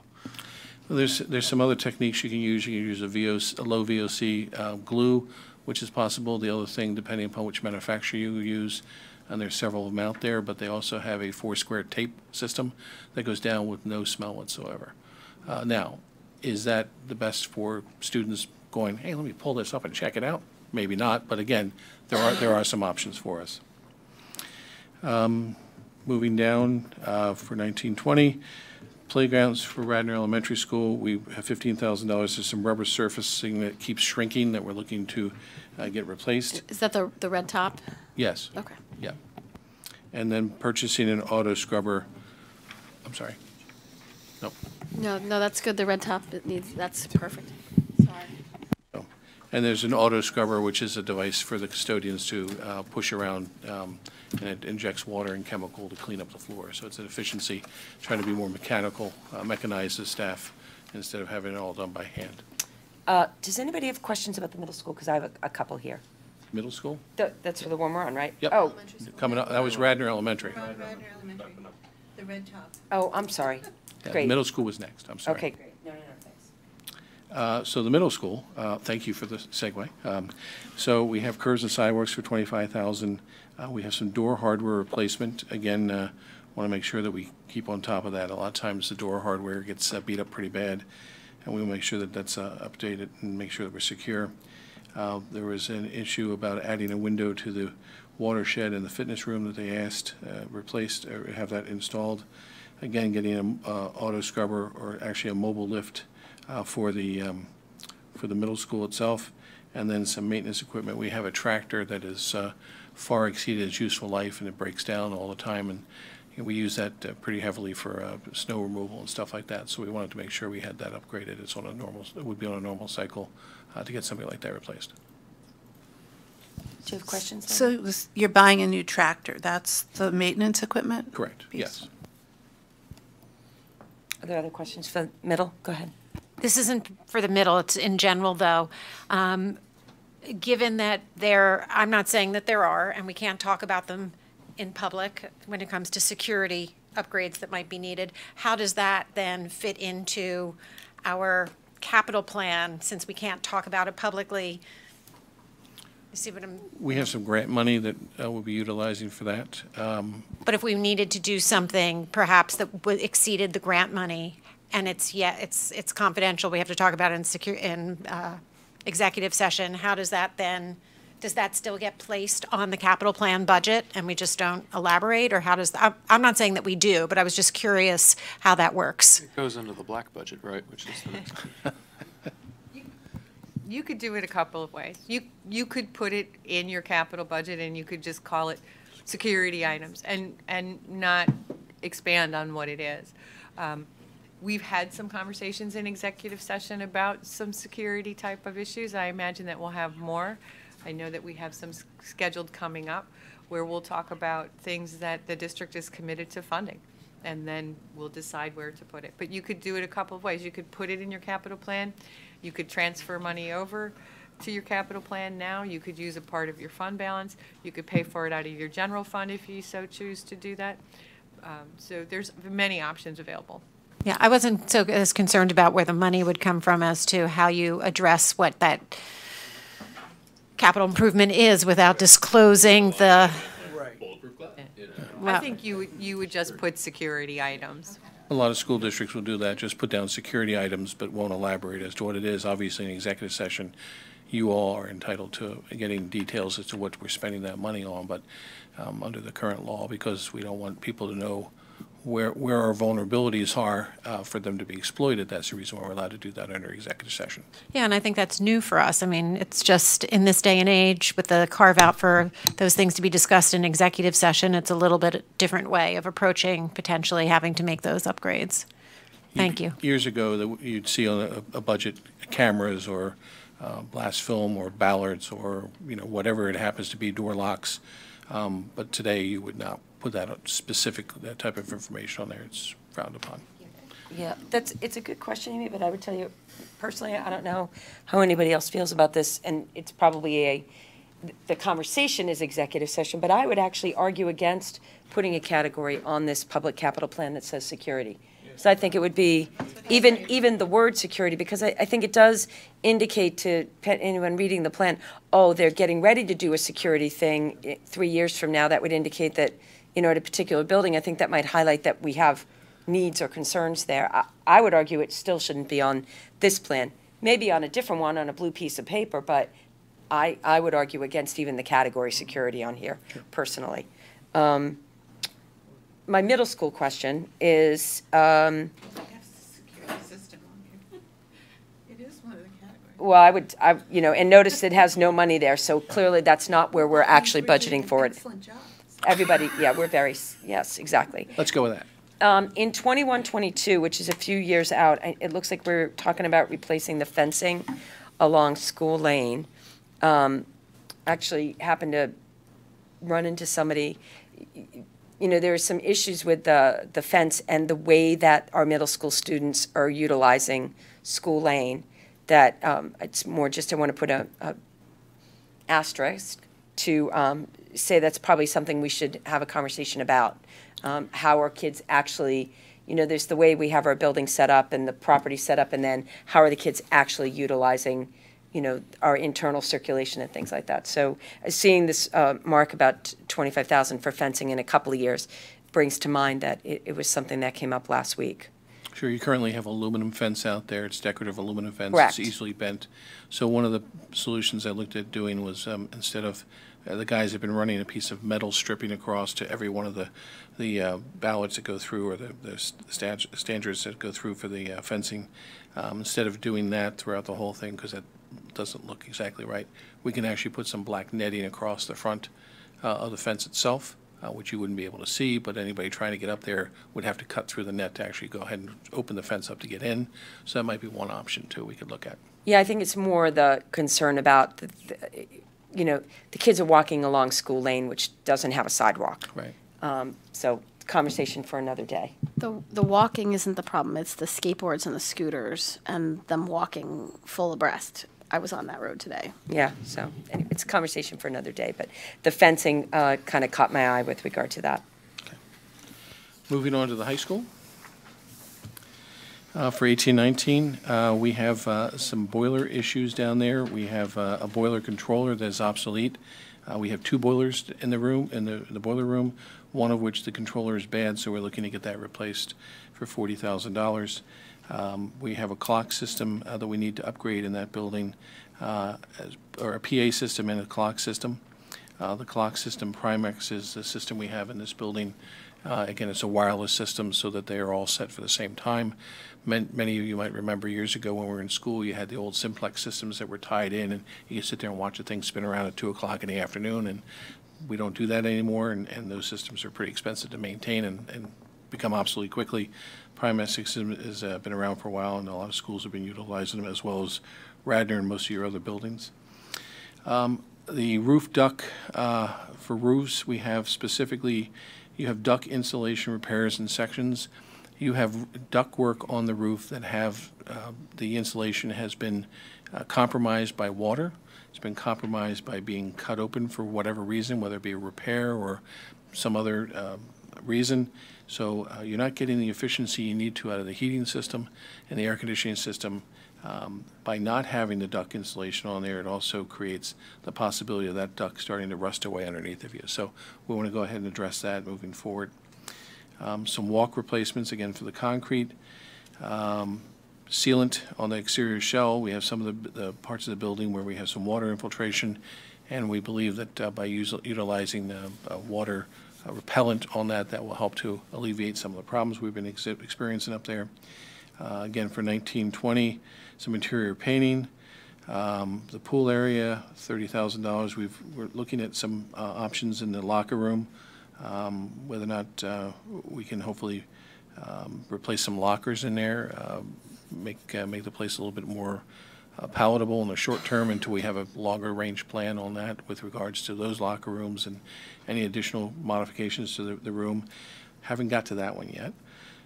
We have some backboards that we anticipate getting taken care of this summer at the high school, as well as the bleacher project, which, again, I guess what we've been doing is kind of earmarking money, and then when we actually get to the project, we have that money set aside. Field renovations, we have some serious problems with some of the fields that we want to look at taking care of. You've taken care of some of them, but we have some other ones moving forward. We figured $26,000 would be a good start to get us going this year. I want to relook at how we address fields in general up there. I think there's a different way we can go about doing it and make it a little bit more efficient, a little bit a better playability for the kids. Some interior remodeling. They have an interior mirror in the fitness room. We may want to change that. We've got a request recently for an archive room renovation. Apparently there's an archive room at the high school looking to, looking to expand that a little bit and make it a little bit more organized, or an area that would allow for a better organization than what it currently has, perhaps. Signs, there's being up there on the weekends for the past couple of weeks, hearing from the residents and users of the field, where's the bathrooms, how am I getting here, how am I getting there. Clearly signage is an issue, and I think we need to do a better job of that. And then grounds equipment, we're looking at maybe getting some additional equipment up there to help out with the fellows to start taking care of some of the ground stuff on our side of things, which will improve things moving forward. Do we have questions? I have one. Go ahead, Lydia. What is a Premax system? Primex, that's a clock system. It's a manufacturer. Okay. It's just that's a manufacturer that they've used at the other elementary schools and the middle school, and looking to do that at the high school as well. Okay. And then I thought that you did some renovations on the bleachers this year, but there shows no expenditure for that. So my understanding of that, from what I understand, is that was done through the maintenance budget. That there was some painting done, there was a little bit of welding done, there was scraping, there was redoing some of the aluminum seats themselves that were not attached or adhered properly. That was corrected. There were some caps put on the ends. The things were washed and repainted. The stairways had a anti-skid type material put on there, so in the times when it's raining and there's a vent there, that you're not slipping and falling as you're coming up and down the stairs. So I do know the guys did that in-house. So what was the total of all that?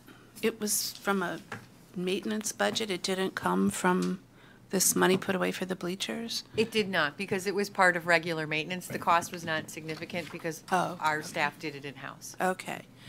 And so if I understand this, you have $400,000 from this year, and then you're putting in another $400,000? Correct. And then the same thing the next year? And the same thing the next year? So you're going to have $1,600,000? Am I reading that correctly? If you're reading that correctly, it would be $2 million if everything was... 1, 2, okay, 5 years, okay. 5 years if everything that's outlined here is transferred over. Right now, there is no specific plan for what we want to do up at the high school. We are looking at the entire campus as part of the bleacher steering committee. And so That may very well change, Claude, or Lydia, because what will end up happening is we'll start to have discussions as we refine what we want to do up there and come back to the board to talk about the options that are available. And you might want to consider doing a bond issue depending on what the overall cost of those improvements could be. Right now, interest rates are very low. So if the board so desires, they could do a bond issue and do a little bit larger of a project if that's what they want to do. So this is completely off topic, but just me personally, I want to be ADA compliant, obviously, and have things be safe, but I am not interested in spending $2 million on bleachers. Just my priorities. I would rather use that money in other ways for education. Your bleacher repair is going to cost about $1.2 million just to replace the bleachers on that side. So $2 million is not Going to get as much. It's not an exorbitant amount of money. You still, Yes, even it if you is. replace the bleachers, to complete a bleacher project, Okay. even if you complete the bleachers and you replace those, and they're ADA compliant, you still haven't addressed how people get down to the field. So $2 million, as I said, to do some of this site work with a very steep slope on that parcel, no curb cutouts, very limited handicap parking. That is not out of the realm of what could occur. Okay, so Okay. I thank you, Lydia. Yeah, And I I know, know. I just want to say we are going to be ready to have a really good, robust conversation about the bleacher project next month, in all due respect to Mr. Brooks, to make sure you can bring us all the, be able to answer questions and things like that. So I don't want to get too sidetracked on that. You have one question. I have one quick question. Yes, just if you could re-explain for me really quickly, balance remaining, that column, sometimes balance remaining means funds that were not expended for a particular project, and sometimes does that column mean funds that are left over from what we budgeted for something that didn't need to be spent? And if so, is there any direct relationship between the balance remaining column and the 1920 budget? So there is, and let's look at the very top line. Let's look at roofs, for example. Which page are? I'm on the high school. I Okay. think that's a good place to look. So if you look at what's budgeted in 1819, there was $180,000 that was budgeted. In 1819 year to date, that's either encumbered or it's been spent. It's $22,533. The difference between the 180 and the 22, that's the 157,467. That's how much is left. If we weren't going to use that in 1920, which we are here because you can see that exact same number is in 1920, that there would be nothing in 1920, and then those funds would be available. So if you look at the interior walls, where there was 40,000 with 33,605 spent and funds available 6,395. That 6,395 is available to offset another cost of a project. So if you go to So they're both, right, Michelle? So it's not like you can say, oh, the 327 balance remaining. Some of it is moved forward to Correct. cover other things, and some of it is Just just freed up. funds left over. So you can't necessarily subtract 327 from 918 and say, oh, we have, No, so three- that's what this last page is intending to show you. It's showing you what the requests are for 1920 for all the various different buildings, administration, transportation, and all of the school buildings. It's showing the balance remaining. So if we would go back to the administration page, we'd see at the bottom, there's $72,000 remaining of funds on the administration page. I'll show you where that would be.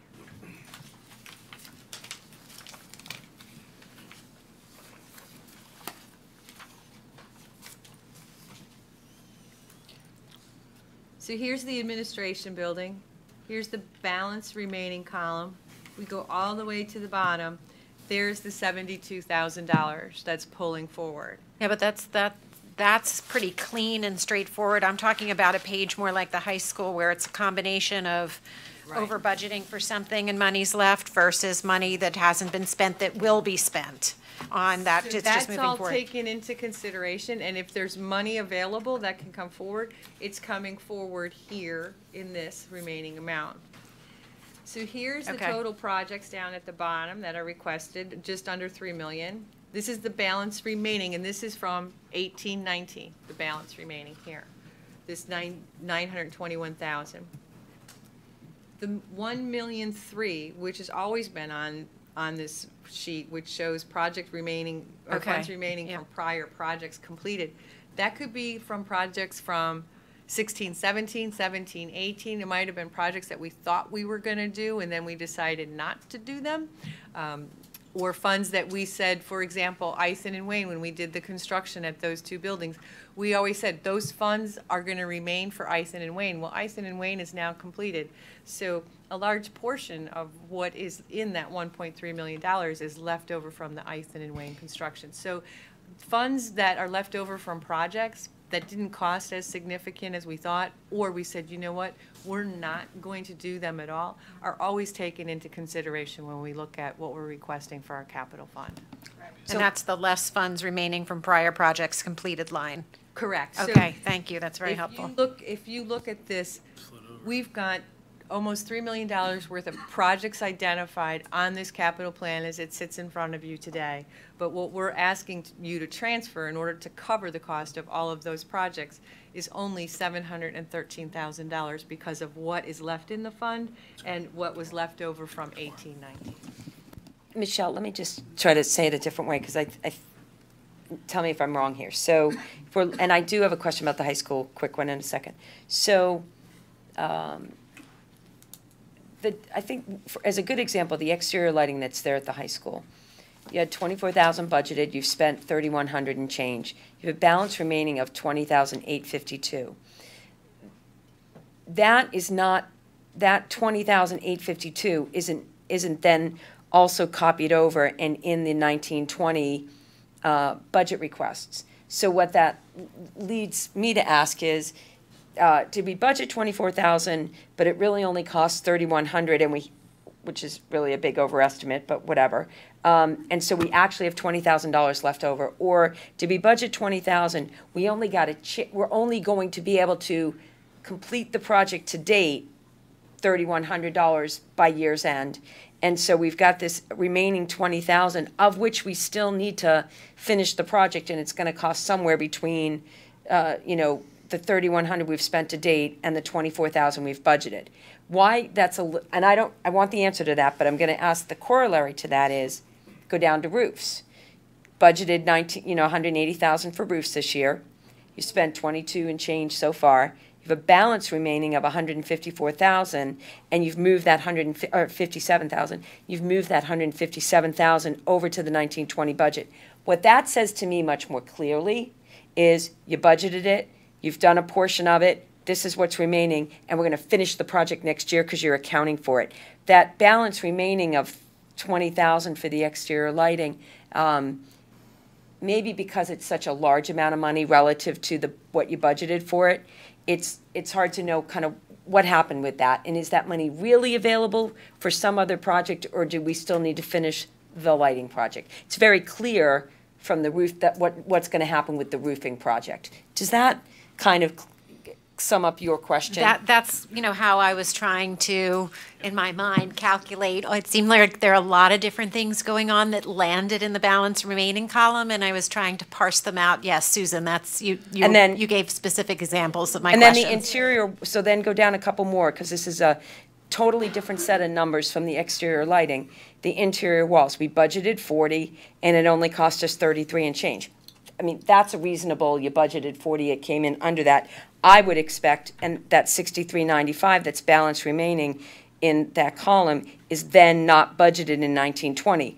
What that says to me is that that's just leftover. We have that available to help with some other project. But that's not that much money relative to the 40,000. I think it's striking that the 20,000 is such a big percentage of the budgeted 24. Can I address that? Sure. Can I add one more question in there with this, because it's part of my confusion.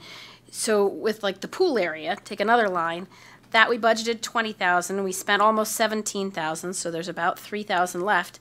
And for next year, it says 30,000. So were you really asking for 27 for next year, but we're rolling in the 30, or rolling in the 3, or is that a whole different 30,000? That's, I mean, I think this makes a lot of sense to people who are intimately aware of all the projects and how the money is flowing.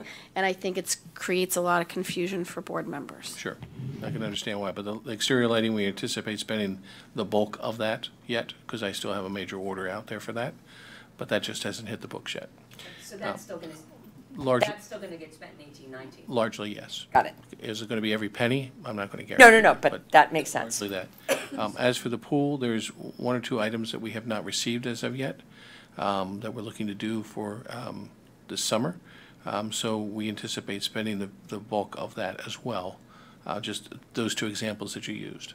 So I don't see that as a. No, Yeah. but that's the kind of, there's nothing wrong with your answers. It's just, those are the examples of when we're on this side where we don't know the status of each project. Sure. Not that we need to know the status of each and every project, just kind of the way that this is reported makes it confusing. Sure, I Now, understand. here's my actual question for the high school, sidewalks and curbs. Yes. We had Peter Henkel's sister came in last month and brought to our attention that the canopy drop-off has no ADA access. I would like to think that while we're in the midst of figuring out what we're doing about the bleacher project and whatever timeline that's on, I would like to think that regardless of that timeline, we could find some money to make ADA accessibility at the canopy. Because that was, I feel horrible, it was such an oversight We certainly can do at the that. time. We certainly can do that. That was just I don't know if anybody disagrees with me, please by all means jump up, but I was surprised to hear that from Lucy last month, so. So one of the things with the canopy, and that was something that Mr. Stitzel and I had looked at previously with Mr. Flanagan, who is our head maintenance person. You can't just put a curb cut in, because a curb cut implies that somebody who is handicapped has a way to exit. So it's not as simple as just putting in one curb cut or something. You probably have to put a couple of curb cuts there. That being said, there's very limited curb cuts at the high school, and I agree with Chris Hinkle, who was here earlier, and Lucy, who was here earlier. I've had opportunities to have conversations with Chris mainly about the lack of curb cuts and the condition of the sidewalks in front of Anke Field with the trees that are there. So it's definitely something we need to look at, but it's not as simple as just putting a curb cut in. So. And it also summarizes the larger problem as we look at that whole area. Sure. I mean, it far extends just the bleachers as we look at that piece. Yes. Okay. Oh, are you ready to move on to your, to the next, capital plan costs page? Well, I was going to say about the sidewalks and all that. I would like to make sure that we don't repave the front end of the high school, but on King of Prussia Road, and then the trail comes in. Oh, yeah, well, yeah. Yeah, I mean, Yes, there, I meet with the township engineer on a So. pretty regular basis, so we have a pretty good rapport, and I Yeah, have I a wouldn't very good want- understanding what they're doing, and yeah, I wouldn't want you to get a bid to repave the sidewalk on King of Prussia Road and have some guys start pouring municipal concrete, which apparently costs 40% more than regular concrete, and then have them rip it all out for the trail.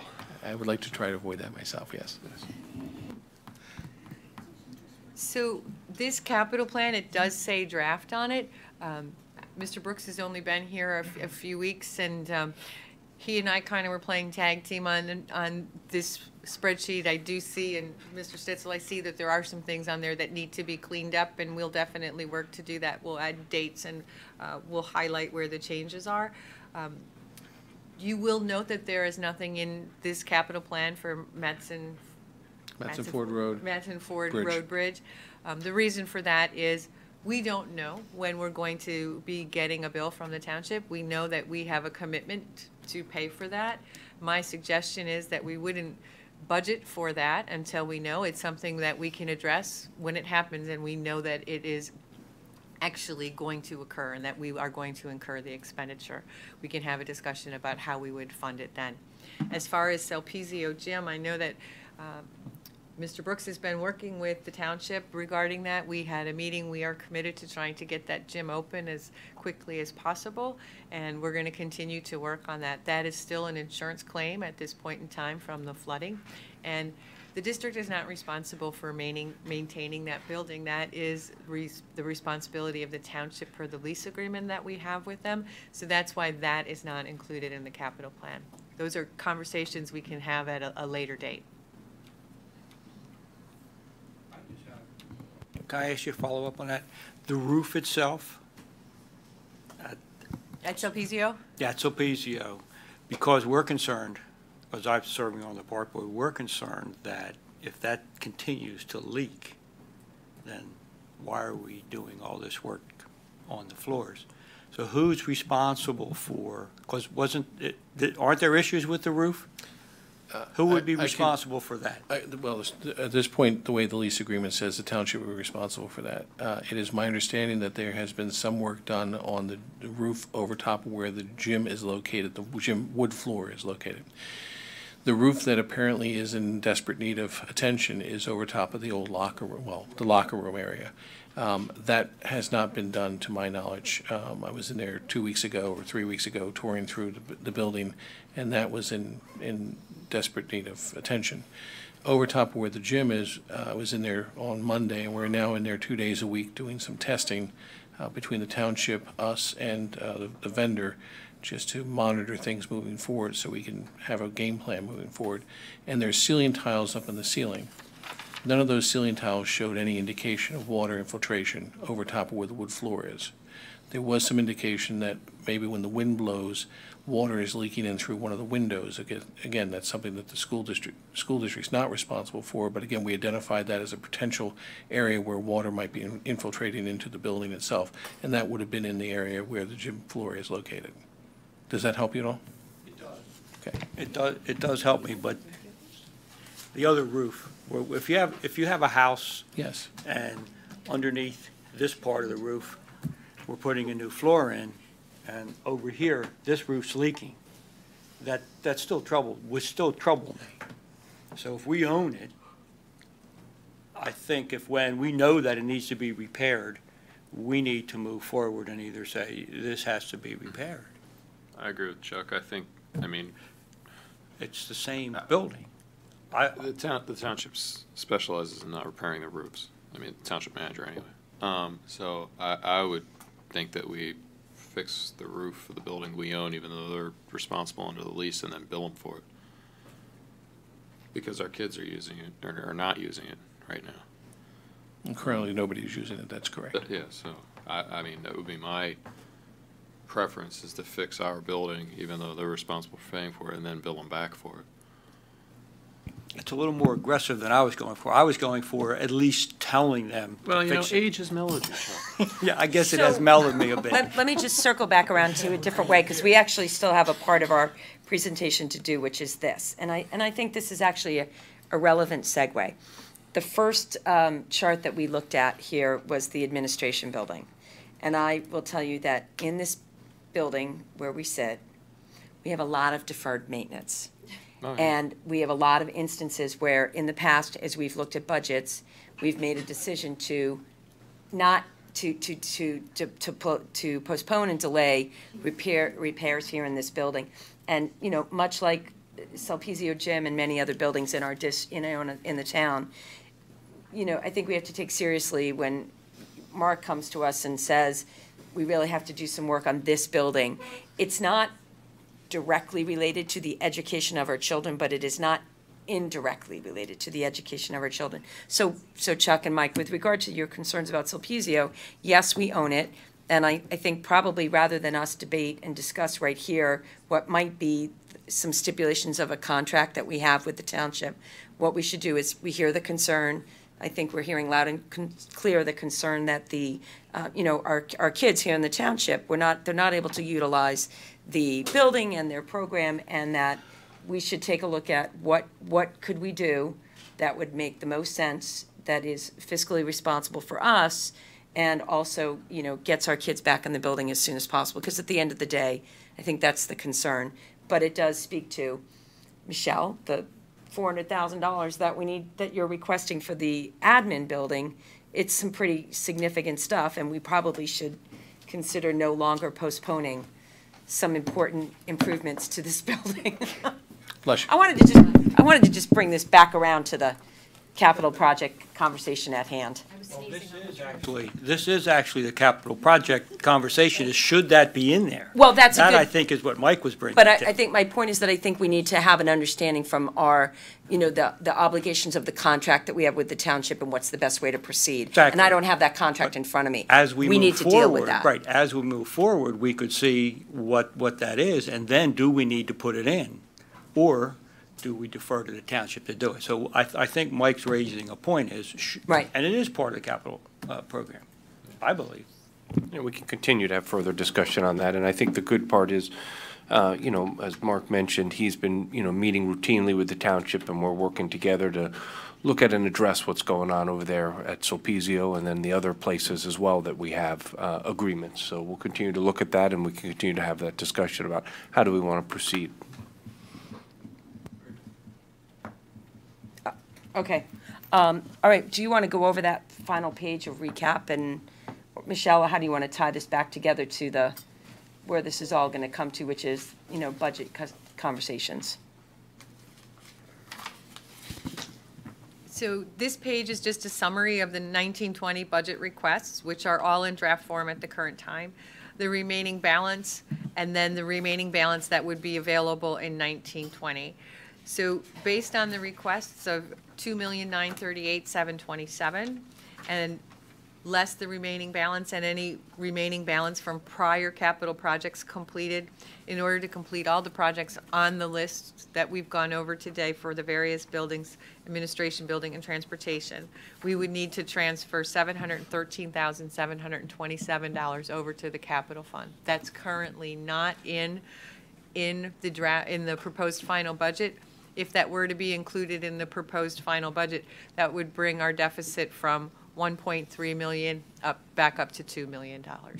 So how does it, I have a question about that from the budget standpoint, but this 1.3 that's funds remaining from prior projects, we theoretically could look through past draft budget, these papers, and see all the various ways if we wanted to understand that. But this 900,000 that's left over, the 921, is that specifically from items that we budgeted last year? In 18, 19. Correct. So that's the money that we've just kind of, all right. And included in the 2.9 million request for next year is inherently in there or built into there is whatever projects you didn't complete this year that you want to get finished up next year. Correct. Okay, so with regard to the 713 or even the 2.9, our expenditures on our budget, they are what they are. It's not like you can jack that number up to another 2.9 million.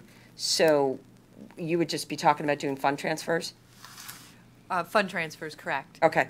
And since the amount is 713,000, we might want to do something similar to what we did last year, where we did a fund transfer over to Fund 32 from Fund 10 before June 30th, and then we also did another transfer after that.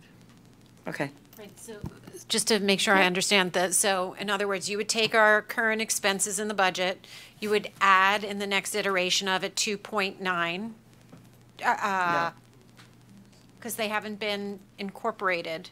So the $2.9 million would be in Fund 32. What would be in Fund 10 would be the 713,000 if you wanted to transfer that entire amount. But that'll be in the 18-19 budget, not the 19-20. It depends on how we do Well, it. yeah, it depends on how we decide to do it. Right. Right, but you spoke to something about the gap going up, Michelle. Correct. If we were to include all of these capital projects in the 19-20 budget, Okay. that would increase the gap by the $713,000. If we do a transfer before June 30th of 2019, whatever amount we transfer, say we transfer $500,000 over to Fund 32 before June 30th, that $713,000 would be reduced by that $500,000, and then only $213,000 would end up going into the general fund for a transfer. Thank you, okay. So, you know, Susan mentioned earlier the buckets, you know, in the last 2 years and the opportunities we've had. Some of those opportunities with the buckets were because we were cutting positions. You know, some of those opportunities with those buckets were, you know, we had some reductions administratively. We had some opportunities because of those administrative reductions of what was in the budget, and then how we could, you know, reallocate some of those dollars. And also some of the buckets were also contingency of if we needed it. Now, we do have in this budget contingency, you know, positions, and we do have watch positions that we're continuing to monitor. But we have a lot of work to do between now and May. We have a lot of work to close the 1.3. We have a lot of work to go back and look at our budgets more closely to see where we can, you know, where we can cover this 1.3. We also have to look at the issue of capital, how we want to fund the capital. We also have to look at requests. We told our administrators that we're looking at a maintenance budget essentially, but we also told them we don't want to not know what the needs are out there and what are things that are happening out there. So we do have some requests that we've had initial conversations with the administrative team as they submitted each of their budgets and their budget justifications, but we need to go back and look at those pieces as well. And we also need to look at you know, next week as we talk about, not next week, but next month when we talk about the bleachers. But ultimately, we're going to have to also figure out where we want to go with the you know, now that we have exception dollars, we just found out exactly where those exception dollars are, how much of those we wanted to use. We've used a combination the last 2 years. I think 2 years ago, we wound up roughly splitting some of the use of that. Last year, we only had the 17,000 or 18,000 exception dollars, and how we want to handle that this year is something we still need to look at. And we're first looking at doing the hard work of trying to see where the other places are in the budget we can look more closely at, and then we're going to have to look at those exception dollars as well, potentially. So that's where we are right now. What additional information would the board like to have between now and May, or between now and even the April board meeting, that would help? Or you don't have to answer that now. You can email Michelle, you know, in the next week or two. But we're going to be talking about this up until May, you know, so where some of the adjustments will be. It won't be just April.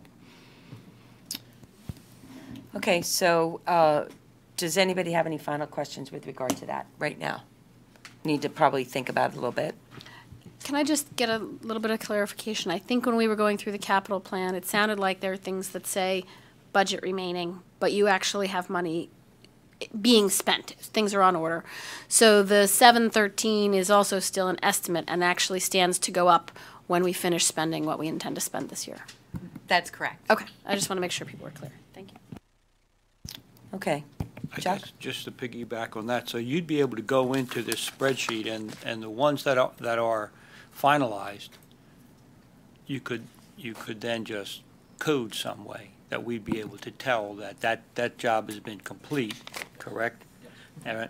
And if it's not coded that way, then you intend to spend more of that money. Correct, yes. So that would be something that would be helpful for me. I agree. I think that is, I mean, a number of us here tonight mentioned confusion around that. So if there's some way to break that down, I think it just helps us better conceptualize what that capital plan is all about.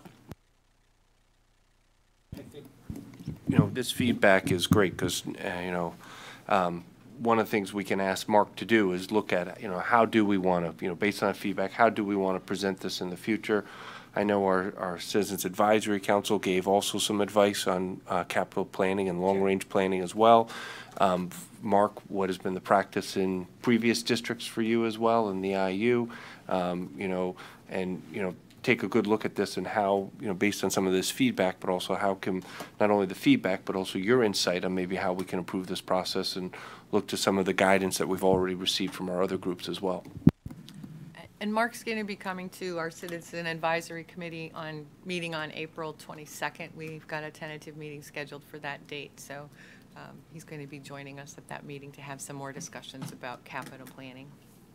Okay, good. All right, do we have any new business? Been having fun with Mark. Just add it to the list, Mark. For this, just add it to the list. Say, like, I know he wants to change the I don't know if you want to. I know you had talked about when we were interviewing you about different ways to do capital planning things. So I'm sure that's yet another thing on the list. We know how to keep someone busy. Do we have any new business? Thank you both for staying so late. I appreciate Yeah, it. I'd like to propose that we take Sulpizio back. No, I'm just kidding. You know, you've got to pay attention to when that mic is on. I know it was on. I'm going to entertain a second round of public comment. If you want to come forward, Mr. Webster, welcome.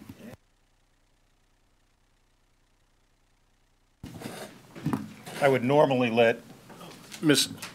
Spurtle go first, but I know your patience will wear thin quickly because we're negative 60 minutes into public comment here.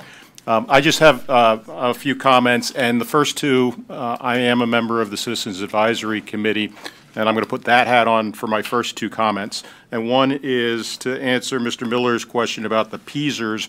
I think it's always helpful to continually let you know, in case some of you may not know, that every payroll dollar you pay in the school district gets assessed 34%, a little over 34%, for the PEASers contribution. So a teacher earning $100,000, $34,000 goes to PEASers for that. So, and that has been going up, Mr. Miller, significantly. I think in our memo, we said it went up 600% over 10 years, because it used to be about 5%, now it's 34%, and it's fortunately leveled off a little bit, or a lot, but it's leveled off at a very high amount. The second question or comment I have is just to pick up on what Ken said is we did make a bunch of recommendations in the financial plan or capital planning memo. So I think the discussion tonight lends a lot of credence to the fact that there's room for improvement in that, and the CAC is more than willing to help in terms of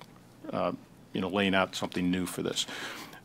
Taking off my CAC hat and just talking as a citizen, I beg you to please find a way, as you almost always do, to lower that budget gap. 2.3% tax increase, which is the Act 1 rate, is not nothing. And for a lot of people, that's a significant tax increase. If you were to use all the exceptions, it's 3.8%. So please find a way to bring that down. And if necessary, look at what you can use in terms of the fund balances for some of these items. The second thing is the fund balance presentation, which isn't up anymore. I found it to be confusing and perhaps misleading. It was on page 6, and I would only ask Michelle to think about whether there's. You said a couple things like the ERIP was not available. It was in the audited statements, but it's not available, so it went from some amount to zero. It made it look like our fund balance went down by $3.3 million, and I don't think that's what happens, because I think you're just saying a portion of what was in the audit is set aside. It's not available for other things. And that last column to the right, I think the 16.86 million, I think you were, if you showed that in the audited way, I think it would be a higher number than that, because I think you'd still have the ERIP in there, for example, and some other things. And I don't know if I'm right or not, but I just found that presentation to be misleading in a negative way, because it makes it look like we've drawn down our fund balances by 3.3 million, and I don't think that's what's happened. On the bleacher project, I don't know if you can go to the high school page, but I noticed an inconsistency, because most of the projects that weren't completed, that were approved but weren't completed this year, showed a remaining balance, and then that balance got rolled over to the next year. In this case, I think what you're essentially doing is you're reserving that 400,000 and adding it to the 1.6 million that shows up in the future years, so total is 800. But in terms of the presentation, I think you probably should have the 400,000 that wasn't spent this year rolled into next year, and if you still need $2 million, make next year 800,000 instead of 400,000, because it was inconsistent with the way everything else was reflected in terms of the remaining balance, if I interpret it correctly. And then my last comment is just, I'm no expert on this, but I have some experience. The curb cut at the canopy, I've not been out to the canopy, so I have no idea what it looks like. But I can't imagine that in this day and age you would have gotten approved for the permits without having all the curb cuts that you needed to have out there. So I was just wondering, listening to that discussion, if maybe there was some alternative drop-off area for people that needed a curb cut so that you got an exception for your canopy area. Because it seemed odd to me that you would have ever gotten any sort of permits from whoever you had to get permits from to actually build that without a curb cut. Thank you, Mr. Thanks. Webster. Is there any other public comment?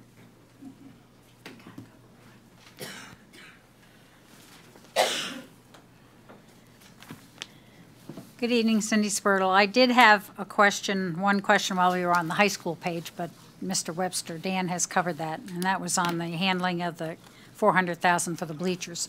I noticed there was one other project, and now that we're talking about a placeholder, I'm wondering if on the admin, which is the $100,000 HVAC system, the same thing has occurred. There's nothing spent and no remaining balance listed, and then $100,000 for the next 4 years. Is that being handled in the same way, since it hasn't been handled that way in the past? A question on the overview for the budget. On staffing, I've been looking at the new organizational chart that was approved in the meeting in February, I believe, because of some of the changes that have been made in staffing and admin since then. And so I went to the website where it lists the positions and how you contact the different positions. There's quite a few positions. There are fewer positions listed on the website than what it shows on the organizational chart. So my question is, in the budget, is the staffing based on the organizational chart, the request for the new budget, or is it as things stand right now? There are fewer positions than are what are on the chart. And then I would also like to echo what Mr. Webster said about the use of the exceptions. Every time the board says that you would like to go to ask for the exceptions if possible, when that comes up in the decision-making and then Michelle goes to the state for the exceptions, my concern is that they're automatically, now you know the money's out there, that it's going to be used. And another 1.5% added on to a taxpayer, especially retired taxpayers that don't have additional income or income coming in, of which there are quite a few in the Township of Radnor. Makes a big difference. So I would like to request also that you work as hard as you can. And it looks like there is a major gap this year. Thank you. Okay, thank you. Is there any other public comment? All right, we're adjourned. Thank you.